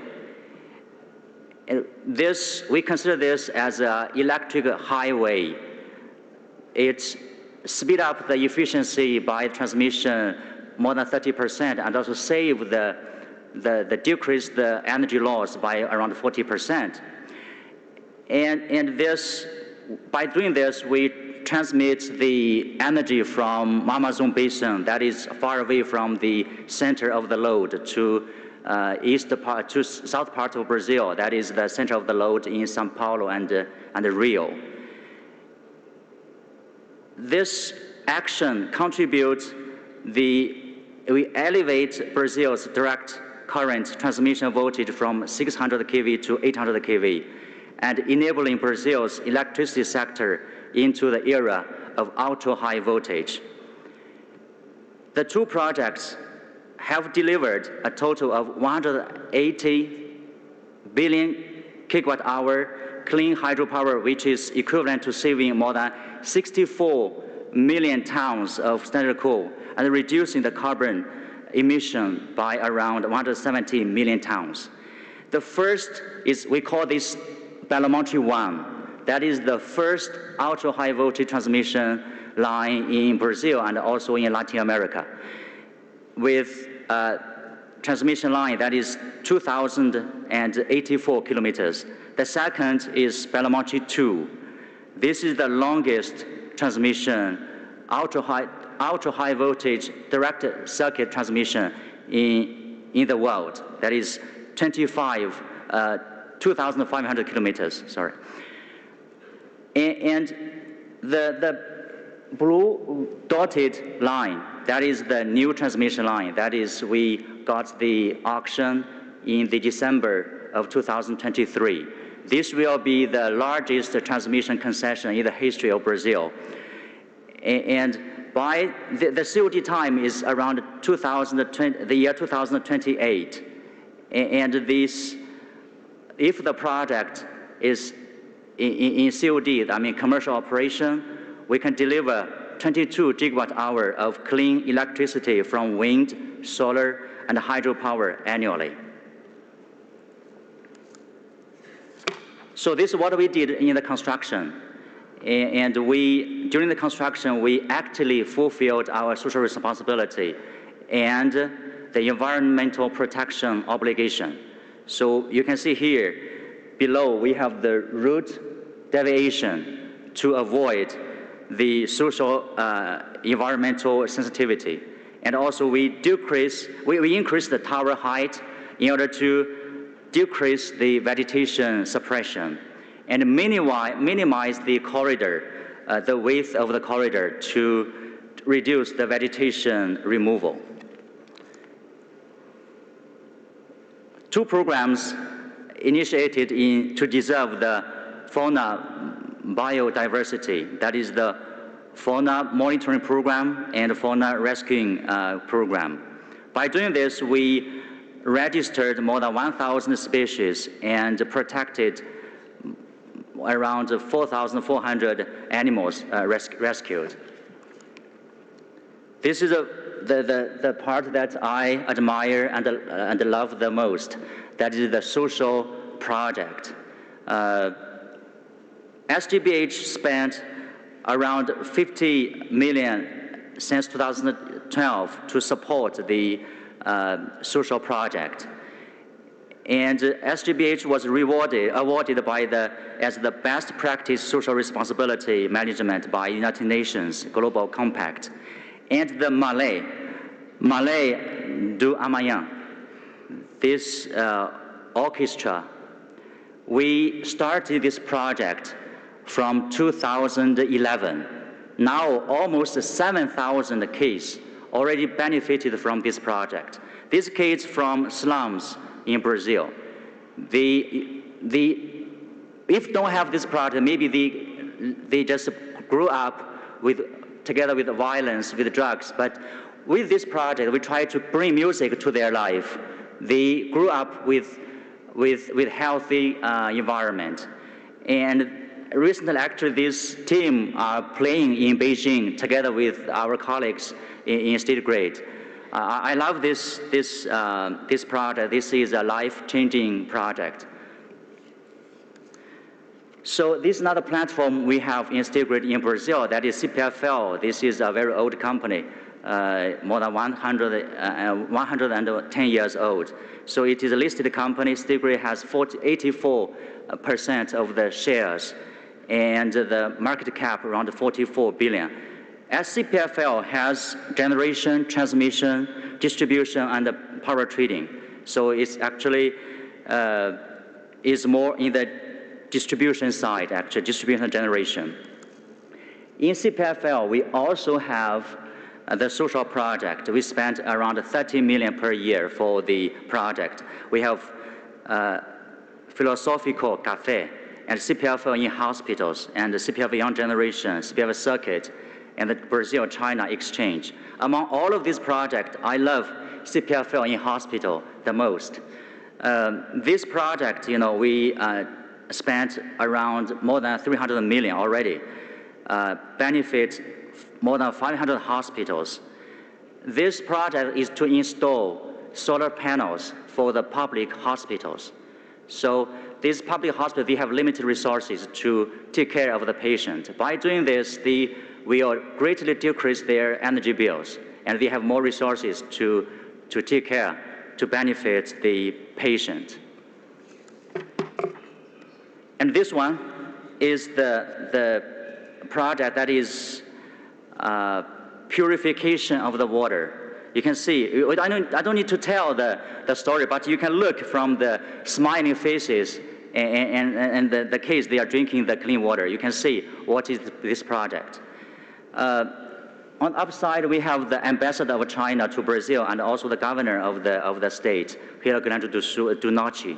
And this is a project we adopt the technology for new energy plus smart integrated water supply, provide 80 tons of clean water for the community. And this water will provide around 3,000 residents of their daily water use, drinking water. Okay, finally, upholding the idea of community with the shared future for mankind, and also the principle of extensive consultation and joint contribution and the shared benefit. State-Grid Corporation of China is prepared and also ready to work with our international peers to foster a sustainable growth in the energy sector globally. Thank you. Thank you for your time.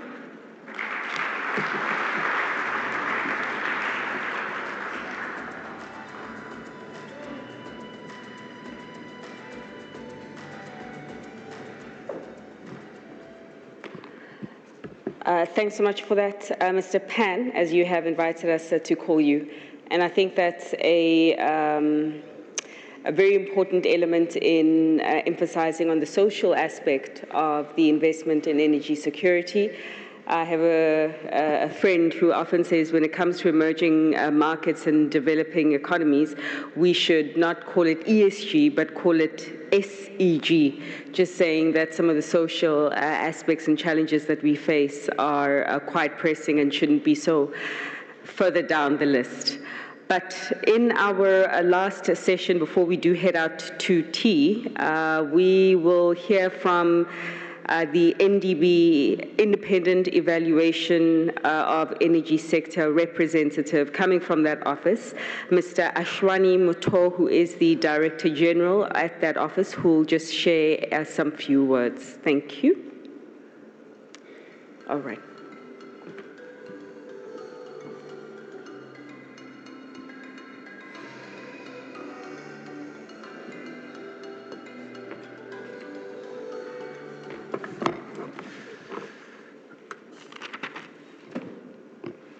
Good morning, distinguished delegates. In my short presentation, what I plan to do is to share with you some insights from evaluations that we have done of renewable energy projects in South Africa.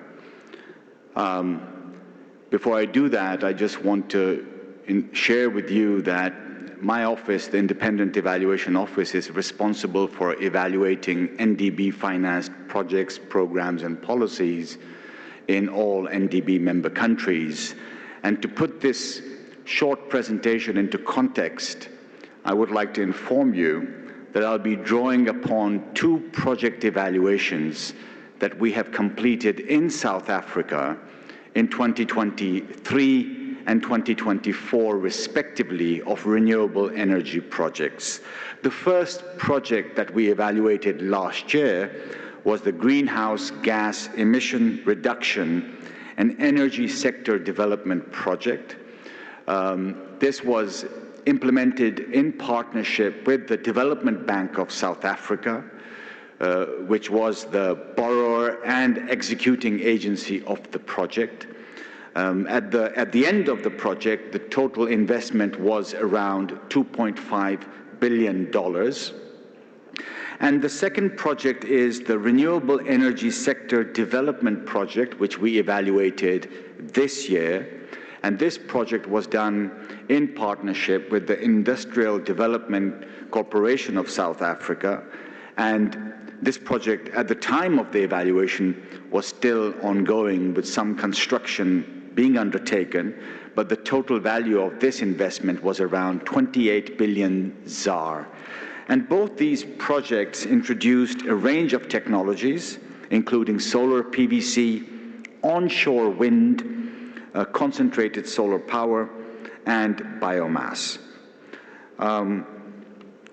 So just to share with you some results from these two projects, very high-level results. Both projects have contributed to renewable energy generation. In the case of the first one, it has contributed to generating around 3,500 gigawatts per hour per year, whereas the second one is generating around 1,500 gigawatts per hour per year. But as I mentioned, these results need to be put into context because some of the construction was still under implementation at the time of evaluation. The two projects have also contributed to CO2 emission savings, respectively of around 3 million tons per year and 1.3 million tons in the second project. Now, let me come to the main part of my short presentation where I want to share with you some insights and lessons from these two evaluations.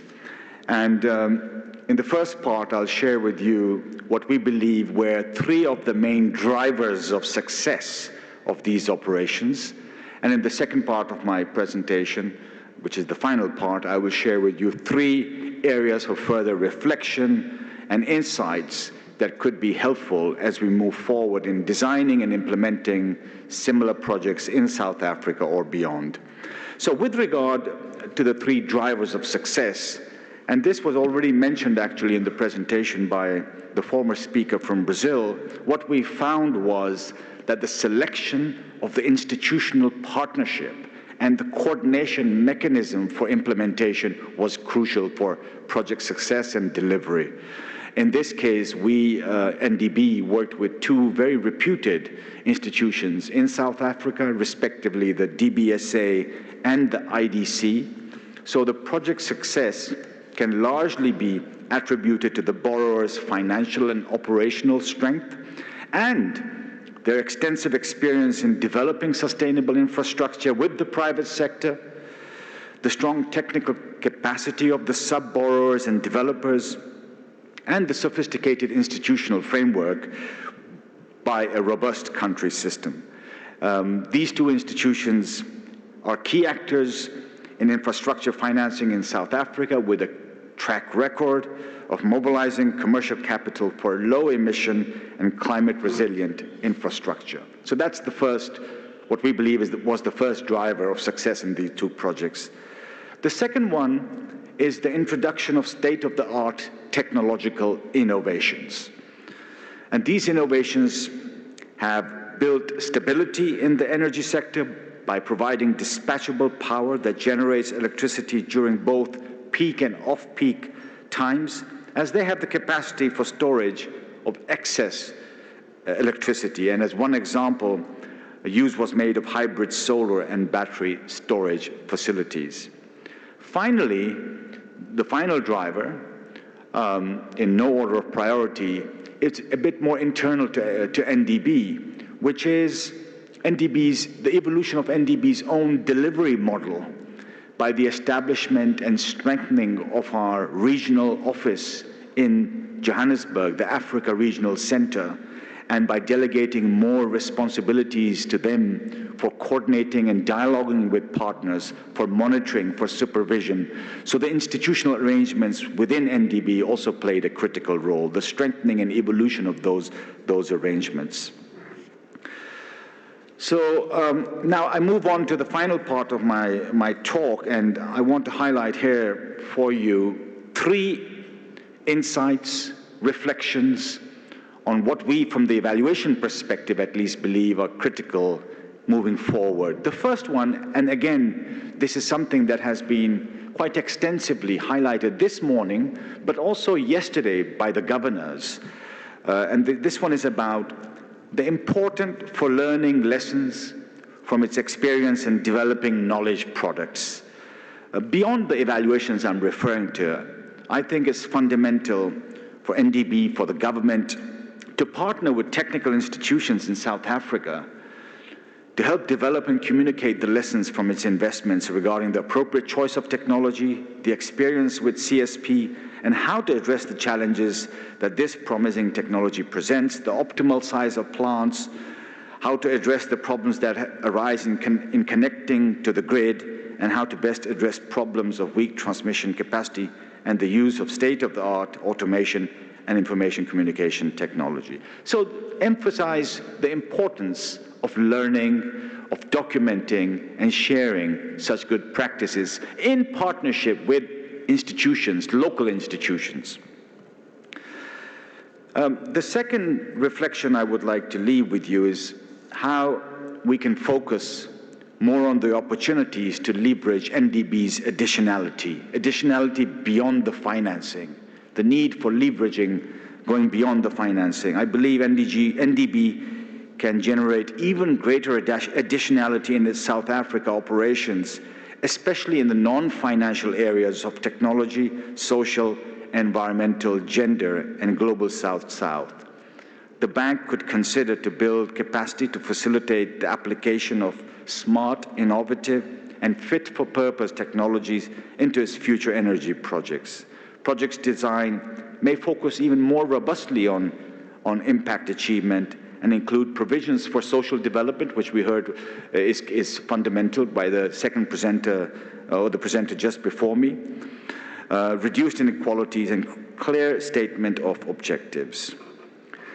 Finally, the evaluations also believe that there would be merits for the government and NDB to consider developing a joint country strategy as an overarching framework for its future cooperation in the energy sector and beyond.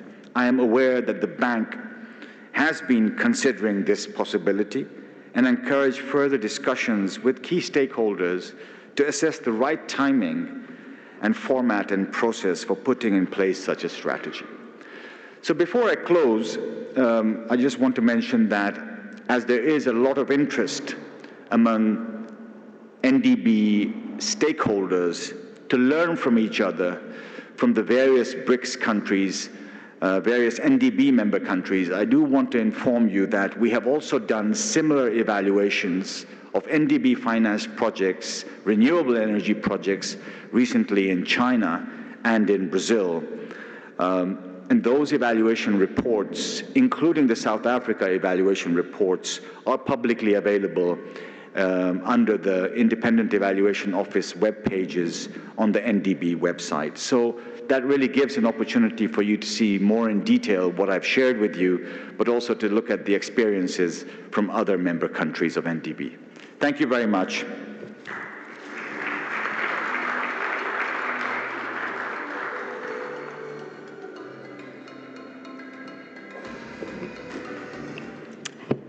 Thank you. And so that brings us to a pause in this session. It's going to be a brief one, just around 10 minutes or so.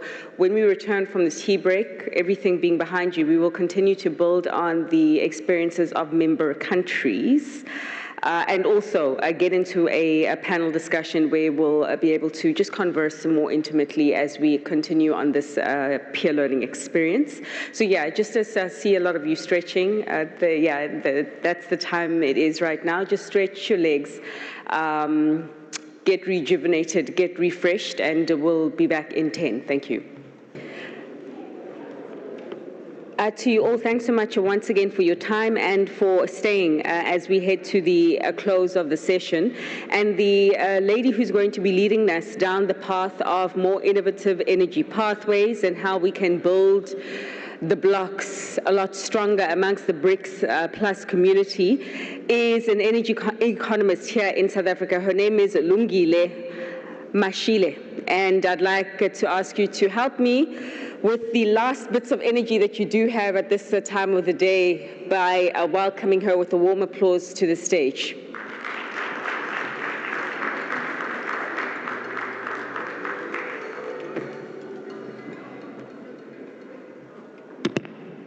Good afternoon, ladies and gentlemen. My name is Lungile Mikateko Musabasi Mashele. Thank you so much for having me. I am standing between you and lunch and your Saturday afternoon. So we're going to have a very spirited, high panel presentation, well, not presentation, just a panel and a discussion with my esteemed colleagues in front of me. I am going to introduce them, and if they can please come up.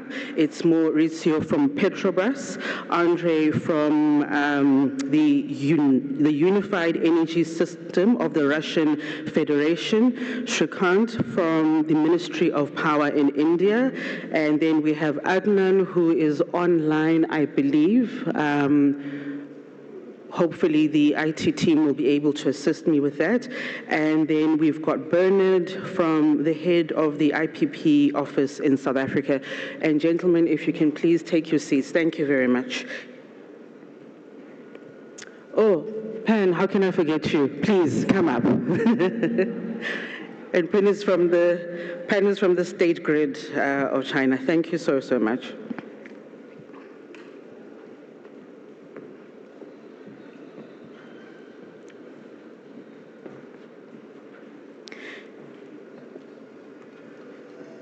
So this morning, Deputy President Mashatile said South Africa will not transition in the dark.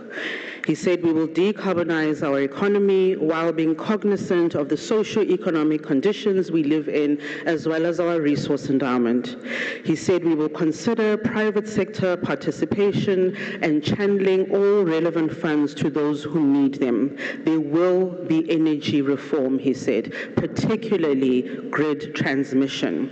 He said South Africa will consider dependable and inexpensive energy, as well as an energy mix that considers our coal endowments, nuclear, gas, and renewables. This is very critical and sets the scene for why we're actually here.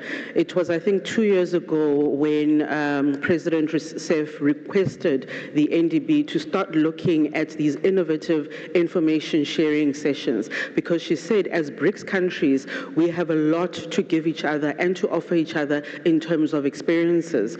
And as a South African, I can tell you now, it is great knowing that our partners, development partners, have walked this path of energy insecurity, energy poverty, and have conquered and are willing to come back and to assist us overcome these challenges that we are facing as South Africa. And more than anything, to learn from each other, ensuring that our economies grow ultimately. I'm going to ask my panel members, starting from my far right with Shrikant, just to give a 2-minute just overview of the conversations that were had, as well as what has been happening in India and what we could possibly learn from yourselves. Thank you. Thank you. If you see, India's renewable energy revolution, we have almost crossed 200 gigawatts in the last 10 years out of our 500 gigawatts of target that we have set ourselves as part of our NDCs by 2030. And the remaining 60% or about 300 gigawatts we are on our way to accomplishing. And in order to absorb or integrate this variable renewable energy and clean energies, we have initiated a host of measures, reform measures. We have in fact reduced, as part of our rules, for anybody wanting to get renewable energy, we have reduced the threshold from 1 megawatt to 100 kilowatts. So even small consumers can procure renewable energy. And also the approval process is streamlined, where within 15 days somebody can get a green connection.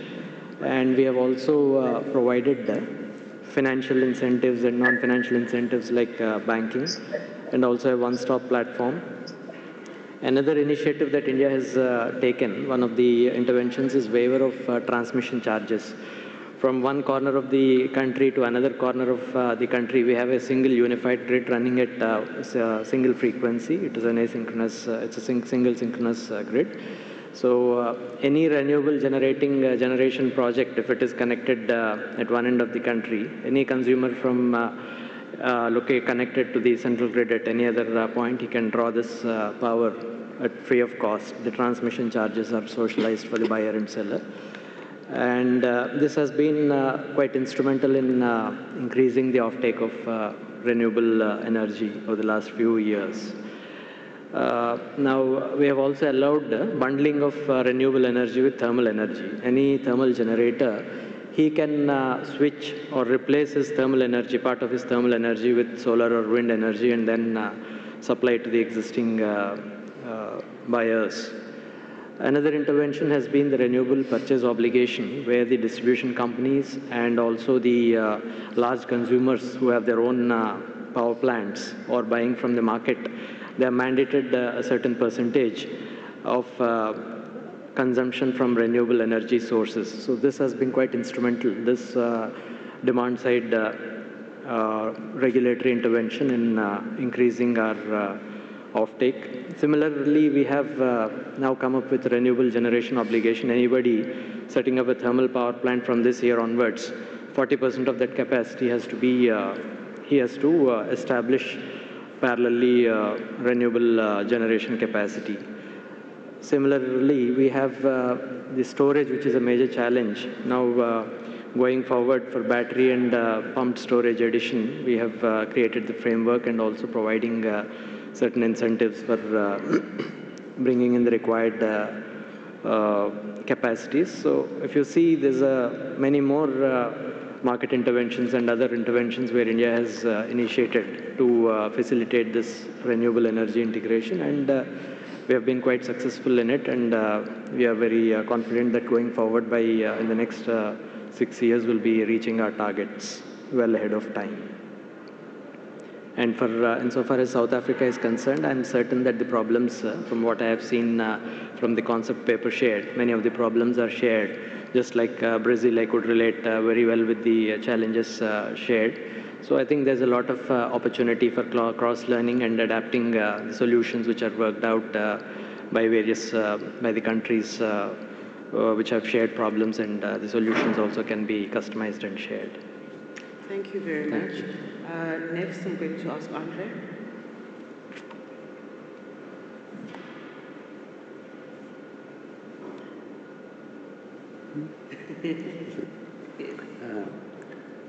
Dear colleagues, good afternoon. I'm pleased to have this opportunity to speak at the conference. Our country has passed a long way of energy sector, and I believe our experience can be useful to ensure the reliable supply. Today we have more than 250 gigawatts of installed capacity. Our power portfolio is green enough, almost 40% of carbon-free generation, 20% for hydro, 20% for nuclear. We have approximately 1% solar and wind. It is not much, but due to government support, this sector will grow rapidly, like in the rest of the world. Currently, for our banks, investment in new power plants are listed among the most reliable. But 20 years ago, the situation was absolutely different. We observed the deficit of generation. The old solar power plant became older and older with no new capacities. Power supply was provided by regional energy companies that combined the functions of generation, transmission, distribution and sale electricity. Strict tariff regulation was in place when electricity price was determined not only by technical and economical parameters, but often by political aspects. Under those conditions, when tariff was set each year, any long-term investments were out of the question. Moreover, small regional companies often did not have sufficient money to provide proper maintenance of existing generation equipment, what resulted in constant decrease of capacity. Sometimes economic conditions made it difficult to load even existing generation when fuel price was higher than set by the tariffs. We need to change the situation. The main objective of large-scale reform was to attract private investments in energy sector to ensure reliable supply. Due to unbundling, generation and transmission assets became independent from regional integrated companies. A lot of new independent supply companies entered the wholesale market. The strict mechanism on financial guarantees was ensured to provide 100% payment for electricity. So each generator could be sure that all electricity produced would be paid for. We received the opportunity to use market mechanism to provide reliability. Our first goal was to take away economic barriers and create opportunity to load existing generators. The decision was taken by launching free electricity market with marginal pricing. It was a very difficult political decision to move from tariffs to free price, but we had our result the very next day. All plants were ready to operate without any regards to fuel price. The next goal was to maximize the use of existing generating assets. It was necessary to create incentive for generators to ensure availability of the equipment. All this was provided through the mechanism of capacity market. In this market, generator receive their payments for being ready to operate. All generating units, all generating companies, all operating units receive the same price. Today, monthly payments is based on equipment capacity indirectly proportional the number of hours when equipment is ready to operate. The next task was commissioning of new generation in shortest possible time. Of course, investment in new generation are not comparable with maintaining existing capacities, and investors need transparent and clear mechanism to guarantee return on investments. The task was solved through a special mechanism in capacity market, which gives the new units the special price. The main elements of this mechanism are: first, turn-on perspective. The investor takes on responsibility not only commissioning a new facility, but also, what is most important, to ensure its operability at least 15 years. Second, the decision to include the facility in the list of the approved project is made either by the government or by competitive procedures. After the project is included in the list, immediately a long-term contract assigned with each of consumers in the wholesale market, which stipulates the consumer's obligation to pay for new capacity. Unlike a contract with a specific consumer or a single procurer whose economic condition may change, the system of contract with all consumers actually provides a 100% guarantee of payments. Third, value of expenditures. Generating company got an offer. Those companies commissioning new capacities will receive the amount calculated on the basis of the normative value. There are no individual decision in coordination with regulators, no subsequent verification of the cost justification. The investor needs to make a simple decision. Yes, I am ready to participate in this program or not. The return on investments. It was based on the principle of market-based capital raising. After the same time, considering the long-term principle of the contract, rate was provided not by figures but by the formula. Essentially, the formula was central bank interest rate plus fixed percentage. In current programs, this is quite high return interest rate plus 5 or 6%. It is extremely important for banks that all obligations and claims under the contract are standard and format in reference to a specific generating unit.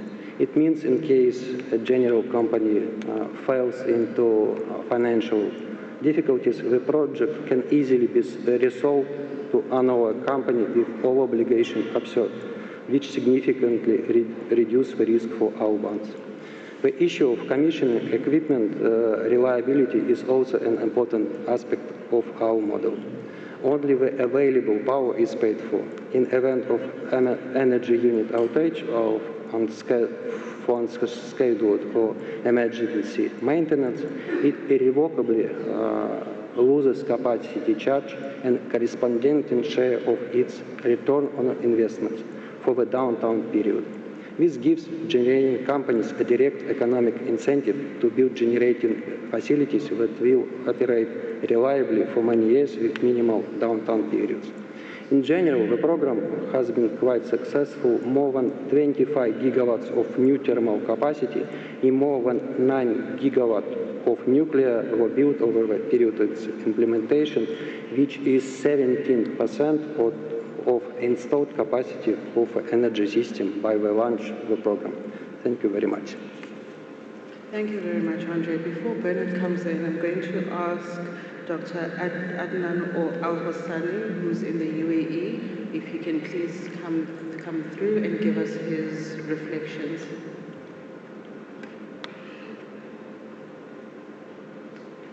Are we able to? Perfect. It's clear? Okay. Hi, everyone. Good afternoon. I'm Adnan Hassani from UAE, from Minister of Energy. It is both honor to privilege participation in an important discussion in this seminar. I would like to share the side of the UAE United Arab Emirates journey toward becoming a leader in clean energy and provide potential lessons that may efficiently for South Africa as navigates the energy transition. UAE has a remarkable energy transition position itself as a global leader in clean energy. Over the past 2 decades, we have made substantial investment amount above 13 billion in renewable energy projects. This commitment has allowed us to achieve significant of milestone. Our goal is to generate 50% of our power from clean energy sources by 2050. As outlined in Energy of Strategy 2050, our strategy was that plan like to give 50% in our clean energy to be within the target in 2050. Our strategy investment have not only enhanced for energy security but have also contributed in reducing our carbon footprint. For instance, our renewable energy capacity has grown to approximately 2.5 gigawatt. Projects like in Dubai and Abu Dhabi, it's like in our state in there. And the total capacity is planned to be 5 gigawatt by 2030. And UAE have experience in setting up an energy transition sector, like establishing of the robust energy transition sector has been cornerstone energy reform efforts. The UAE future as well started framework supported by regulatory bodies. Like we are, UAE is 7 states cooperate together and integrate together, and we have built one federal regulation for all the utilities electricity to integrate, and one regulation for sharing and transferring and generation of the power in there. We have invested in about $10 billion upgrading our electricity transmission to make it a smart grid and use smart system. Like now we are enhancing of the project of National Management System Monitoring Center, have artificial intelligence there to use it and use the combine of the classic generation by fossil fuel plus the renewable management system to be enhanced, use AI in there. Ensuring can manage for above 50 giga capacity of UAE infrastructure virtual there. And we are for actual integration, renewable energy source into our grid. Is our plus we have also nuclear in there is around 4.2 gigawatt in our network is starting, and this year it will be completed 4.5 as connected to the grid from nuclear. Innovation has played a significant role in our energy sector success. We have empowered digital transformation through implementation of a smart grid technology which enhance operation efficiency and reliability. Additionally, our investment in energy storage solutions such lithium battery support the integration of intermittent renewable energy source, ensuring that we can meet demand even when supply fluctuates. Public-private partnership also have been instrumental in the driving our renewable energy projects. And nowadays, until today, we have the good and safe capacity power there. We have spare power is like 11 giga in our network. Our network actually is like integrated. We call national grid, connect all the state in UAE as one national grid. Plus, this grid is connected to the Gulf CCC. What is helping to have integrating and sharing our power, importing, exporting the spare power, and to make reliable and sustainable plus efficient network in our UAE. Some lesson we can share it with South Africa to help and to cooperate. Actually, we are not here as UAE to become only to compete with the other country or to be a first only. The important target in here and in our country is to have any success model to share it with all the world, to enhance together and to help each other and to support our network as one city. We called all the world in one city network. One of the lesson there, setting clear ambition target. Establishing clear and ambitious renewable energy target can affect mobilize investment. And also innovation financial mechanism, utilizing innovation finance model such as the green bond and blended finance. The third lesson we can share it with also South Africa is important of grid modernization. Modernize our grid circle and accommodate increasing sharing of intermittent renewable energy sources. The important is to have all consequence of starting from the strategy plus. This strategy is not only just for energy strategy, it should be start from the government strategy, which breakdown for long term, then breakdown for each year, 5 years, and your energy and your renewable energy and mechanism strategy of the energy in there should be enhanced with this strategy. This will develop and enhance you to get the with the success of the proving and developing of your power and energy and renewable energy system there with using all the clean energy. And thank you very much. Thank you very much.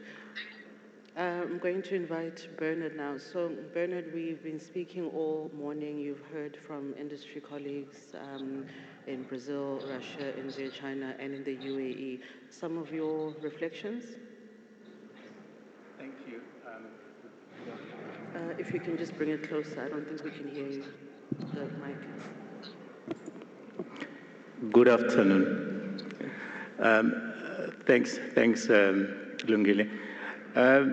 So I think it was very interesting listening to all the presenters, starting with Brazil and the rest of the speakers. But I think what I found interesting in particular was the case of Brazil. For those who are familiar with our market, we've been running these auction models since 2010, and we have made a lot of achievements in South Africa. And the challenges are exactly the same as what Brazil was facing back when you had the rationing program in 2009, and that's 2001, and that's exactly where we are now as South Africa. So we've got an experience that we built over the years. We've built an ecosystem of the developers, lending communities, structuring of the programs. And I think where we are heading now, we have the biggest challenge that we face as a country is the grid. And it's very interesting to hear all these different transmission concessioning models that have been proven and tested out there. And it's really now for us to tap in and understand what is possible to implement in South Africa and get down to business. So for me, that's the #1 takeaway, to say, how can we, given the challenges that we face, the President and I think the Acting Minister of Electricity also emphasized this, we need about 50 gigawatt of renewables if we are to address the challenges, the energy crisis that we face by 2032.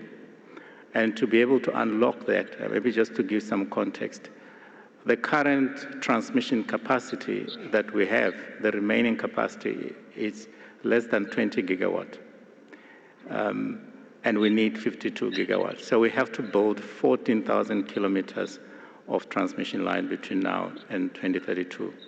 And history has shown that we have not been able to build 1,000 kilometers a year.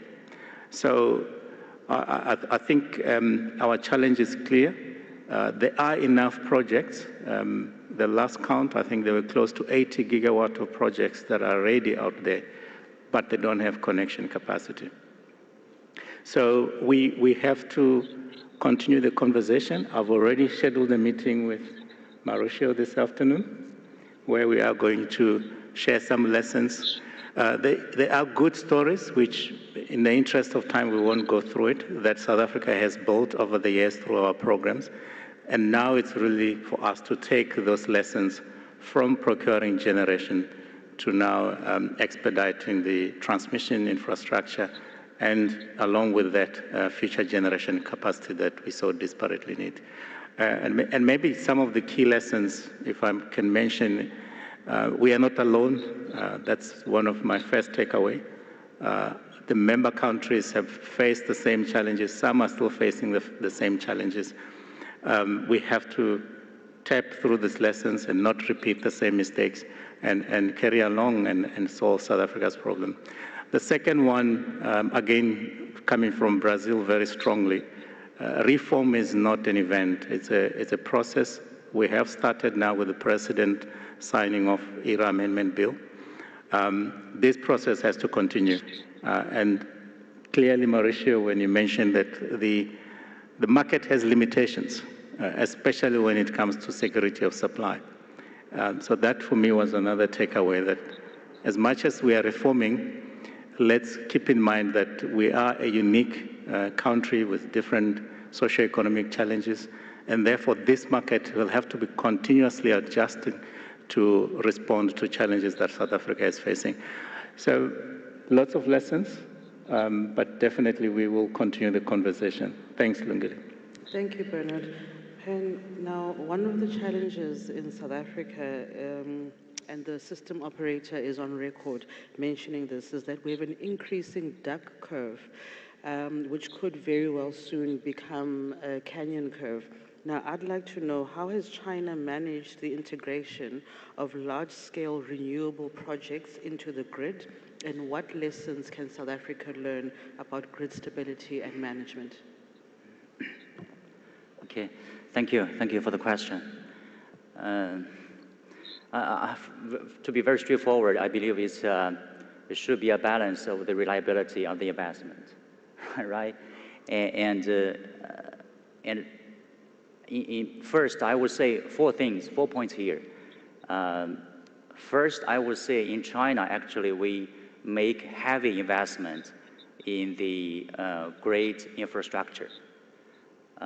As I mentioned in my presentation, we invest 70 billion US dollars per year.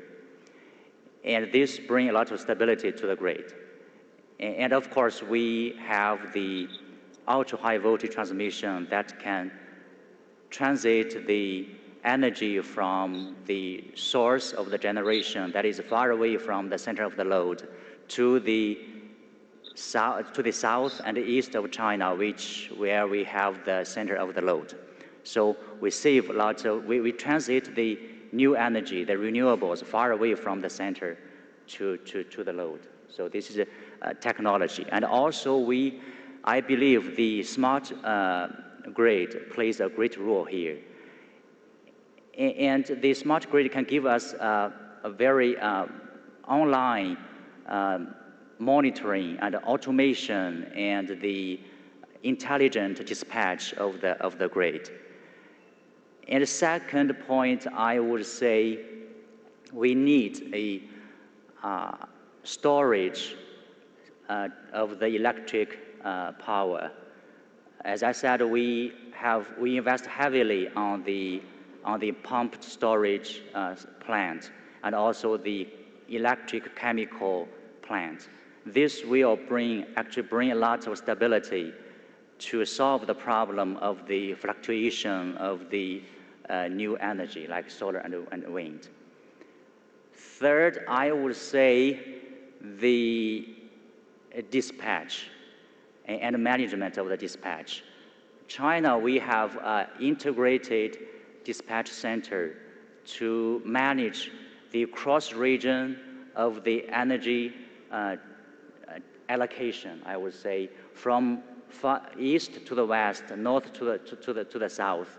All of these are centralized by the dispatch center. This will give us a lot of flexibility to manage the instability of the renewables. And finally, I would say policy and regulation. Chinese government give a lot of incentives to the investors and the players of the renewable sector, like the subsidies or tax incentives. By doing this, we bring lots of capital to that sector.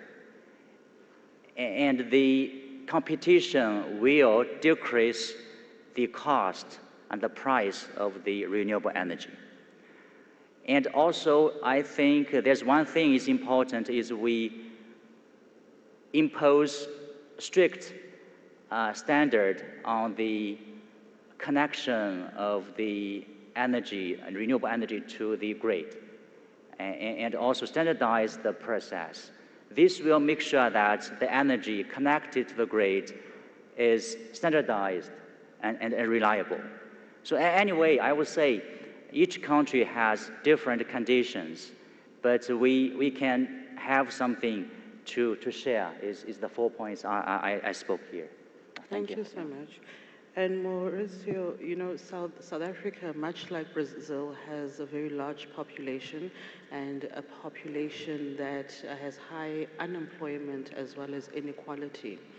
And so, you know, every time that we modernize and we liberalize, we need to think of the people that might be left behind.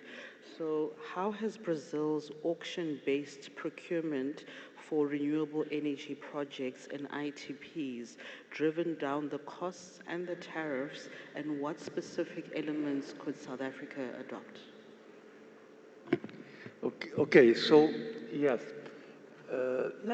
I'm going to give, let's say, 4 elements, maybe,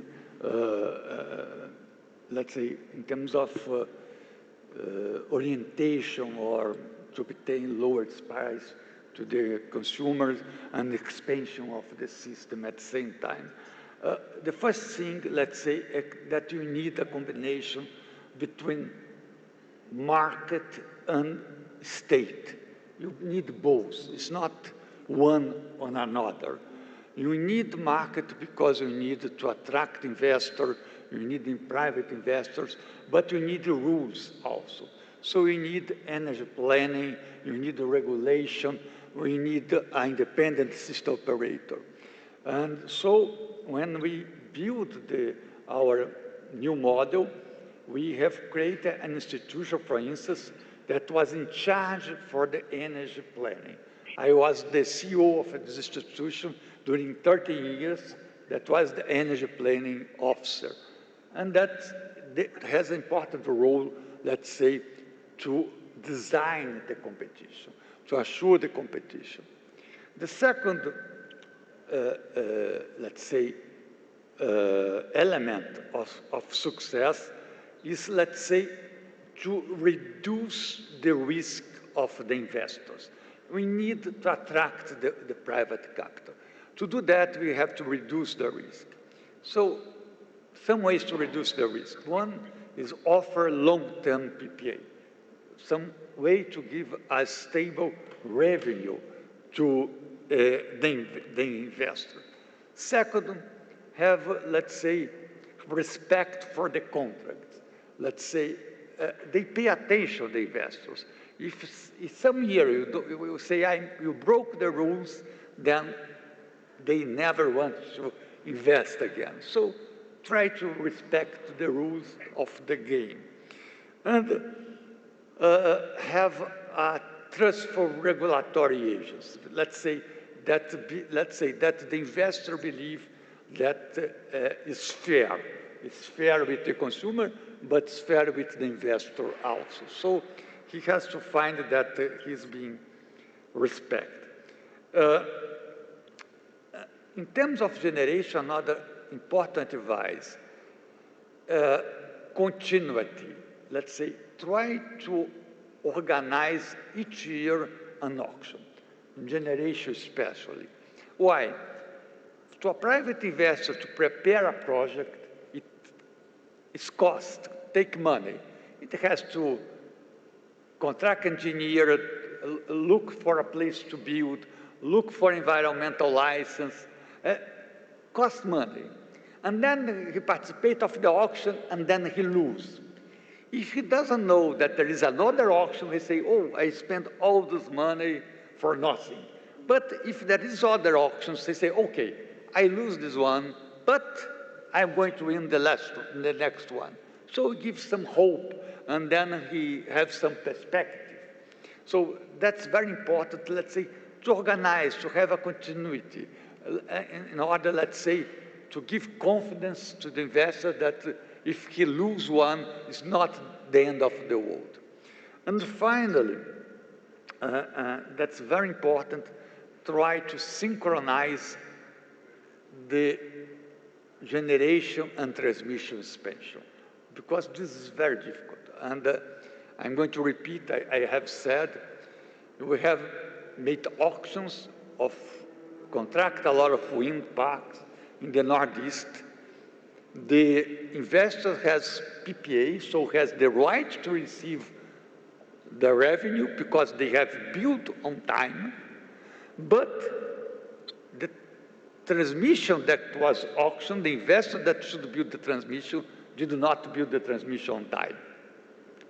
So we have to pay the generator, the consumer have to pay the generator, but we cannot use the electricity. So these are, it's a bad planning, and so you have to look to both. Otherwise, you risk, if you make great investment in transmission also, and there is no generation in that part, you are going to have to pay for the transmission and nothing to generate. So you need a synchronization. So I think this is the 4 elements that I think that's important. And as someone has said, there is not, say, a unique reset to all the countries. You have to look the reality of your country and see what works and what's not work. So it's very important to take in consideration the experience of the others, look for the others, but knowing that your case is a specific case, and then you have to look the specific of your case. So if it's my point.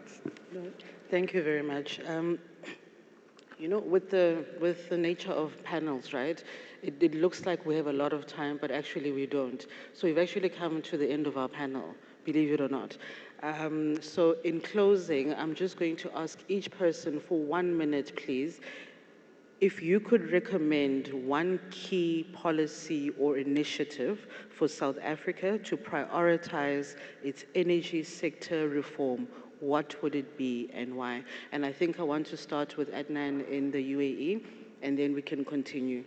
Thank you. Just recommend one key policy or initiative for South Africa to prioritize in its energy sector reform. Yes, I will give you our exercise, what we done. We make one committee, very high level committee, which will include all high level can take in decision making. As my colleague from Brazil and from India, from China said, you should start like correct what need. We said 4W. Why need, what we need, why we need, where we need, and when we need it, to make a policy enhanced with a strategy, which is a breakdown to each 5 years, then select what is applicable for your country, what is not applicable for your country, not as a technical only, as political, technical, economical, plus what the system we put for the private sector. Don't work alone as a government. Please share all your vision, idea with the private and enhance them and make for them clear regulation, clear mechanism of finance, let them to invest and share with you through multi-way, like IPP system, like integration system. Don't give them only like my colleague from Razi said, only just generation separate and transmission separate. Start from demand, then build all your signal and system and network from demand to generation, enhancing storage or nuclear or clean energy. This is the important thing to do it in there. And thank you. Thank you very much. Shrikant? Based on India's experience, one of the suggestions could be introducing competitive procurement of transmission capacities, which has been quite successful in India. Instead of a single transmission company making the transmission lines, there could be multiple private transmission companies competitively bid out and procured. They can be awarded different projects, and this would also lead to not only reduction in the time required for planning and execution, but also reduce the cost of the transmission procurement. But for this, the appropriate regulatory framework has to be put in place, and also the investor has to be assured that the payments would be made over the lifetime of the project in an assured manner. That would require interventions in improving the financial viability of the power sector as a whole. So this, I think, could be one of the potential areas. I apologize. I answer in Russia. Let's look at this device.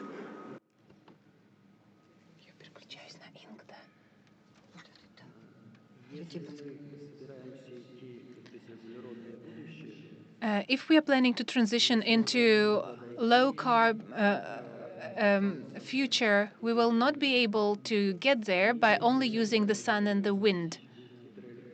In the world where we can, there are not so many places where hydroelectric stations can be placed.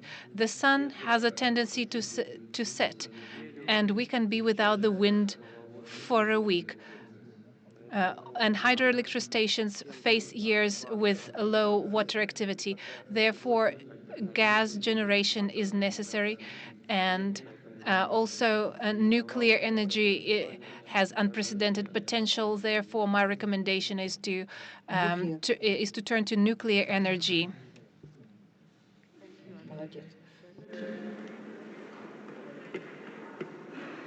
Yes. Yes. Thank you. I thought maybe I don't have to make a recommendation for South Africa. But I think given the recent developments with ERA, what I think we need urgently is to come up with regulatory rules on how we're going to implement this law and how we're going to manage the transition to the fully liberalized market. I think that's the gap that needs to be filled as soon as possible, so that as we run towards the fully liberalized market, one, we do not leave the marginalized and the vulnerable people behind. Secondly, the issue of security of supply is not compromised. Implementing a market in a situation where we are in a crisis, it's a very challenging process So for me, Lungile, the recommendation is that we need to urgently develop the implementation rules and as well as the market rules that speaks to the current reality, but also taking us through the transition process that ensures that we do not leave others behind, but also the issue of energy security is not compromised as we start this journey towards the liberalized market. Thank you. Thank you.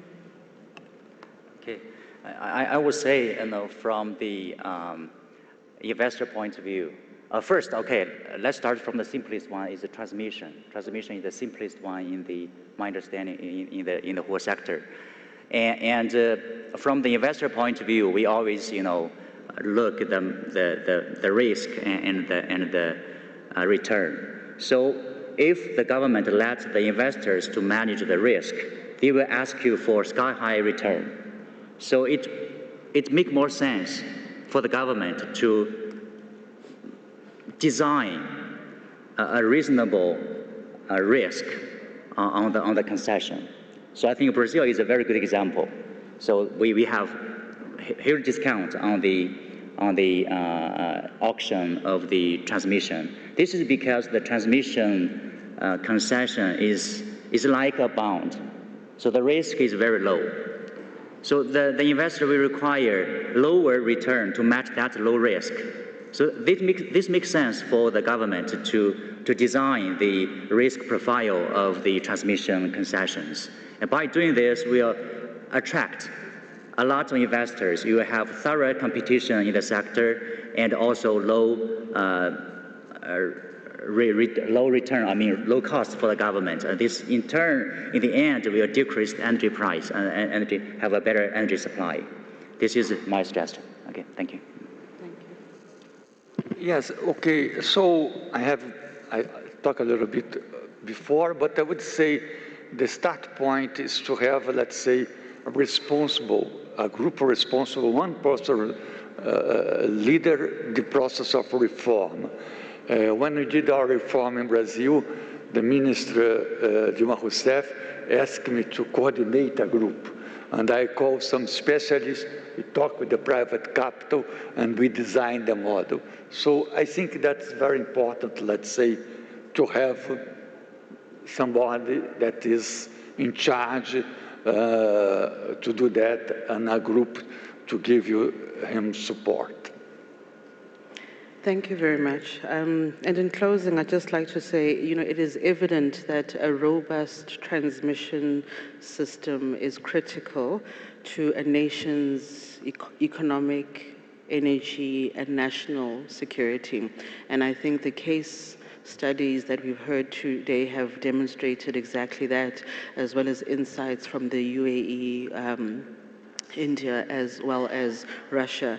And it is also very clear that the only way we're going to get over this is through regional cooperation. And I, for one, am very glad to have you as partners on this journey. Thank you very much.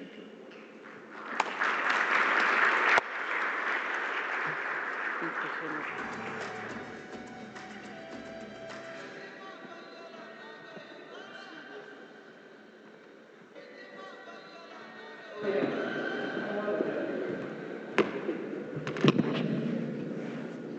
All right.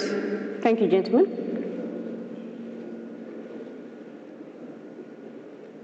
Feel free to rejoin your colleagues in the audience. But thank you for your expert insights there, very insightful information shared, and thank you for the expertly facilitated discussion by Lungile. I think that everything that needs to be said has been said right now. Suffice to say that we will be receiving some closing remarks from the Vice President as well as the COO of the New Development Bank, Mr. Vladimir Kezbekov, who will be closing the circle on what has been a very insightful event. This way, sir. Thank you.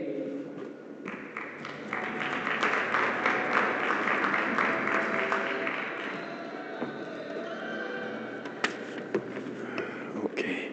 Dear guests, I'm very glad to see quite significant remaining part of the audience. And I think that it's, from my side, let me say, express gratitude from the remaining part of the audience to the distinguished guests who started this very important event. Deputy President, His Excellency Mr. Mashatile, President of NDB, Dilma Rousseff, Minister of Finance, the Governor of NDB, Inogo Gantwana, Minister Patricia DeLille, and others. So let me share certain, I should say, outcome and our expectations on that seminar. That seminar initially was, proposed by the results of BRICS summit last year, exactly nearly the same time, beginning September. By that time, South African government, President of South Africa requested NDB to think about to provide some support to find solution for South African energy problems. For us, it was a very interesting task, challenging, because that would be for NDB the first ever opportunity to try to combine expertise, technology, knowledge, and finance from NDB, from member countries all together, and help one of the member countries to find solution for their problem. It's a very interesting experience for the NDB, and I think for BRICS itself. And just after 1 year, we managed to get all of us together, and we expect, together with ESCOM, with the Ministry of Electricity and Energy, to get these advices and combine them and try to find certain interesting ideas, and later revert back to some of the experts from the member country, well-known Marisia Talmaskin, experts from Russia, Emirates, China, etc., and then try to use these advices on practical field. And as for NDB itself, we have one particular interest, because that outcome can provide us good feedback to set robust pipeline for South African energy sector. We committed $3 billion to be invested into the just transition program of South African government. And now we are trying to use your support and set up that program for investment. And in the meantime, as a follow-up of your proposals, I've just heard your panel, we are ready to use project preparation fund of NDB to finance project preparation, especially with PPP type project. I think that could be one of the good opportunity. You provided very good comments on the possible financial, I should say, structure of the project in this transmission. So that we will try. So if we would be more than happy to receive your written advices for NDB and then share all together with Ministry of Electricity. Let me express once again my gratitude to the participants, and hopefully we can get good results, real practical results on that seminar. Maybe we will do again. Now for transmission, next time for distribution and generation. Okay, thank you.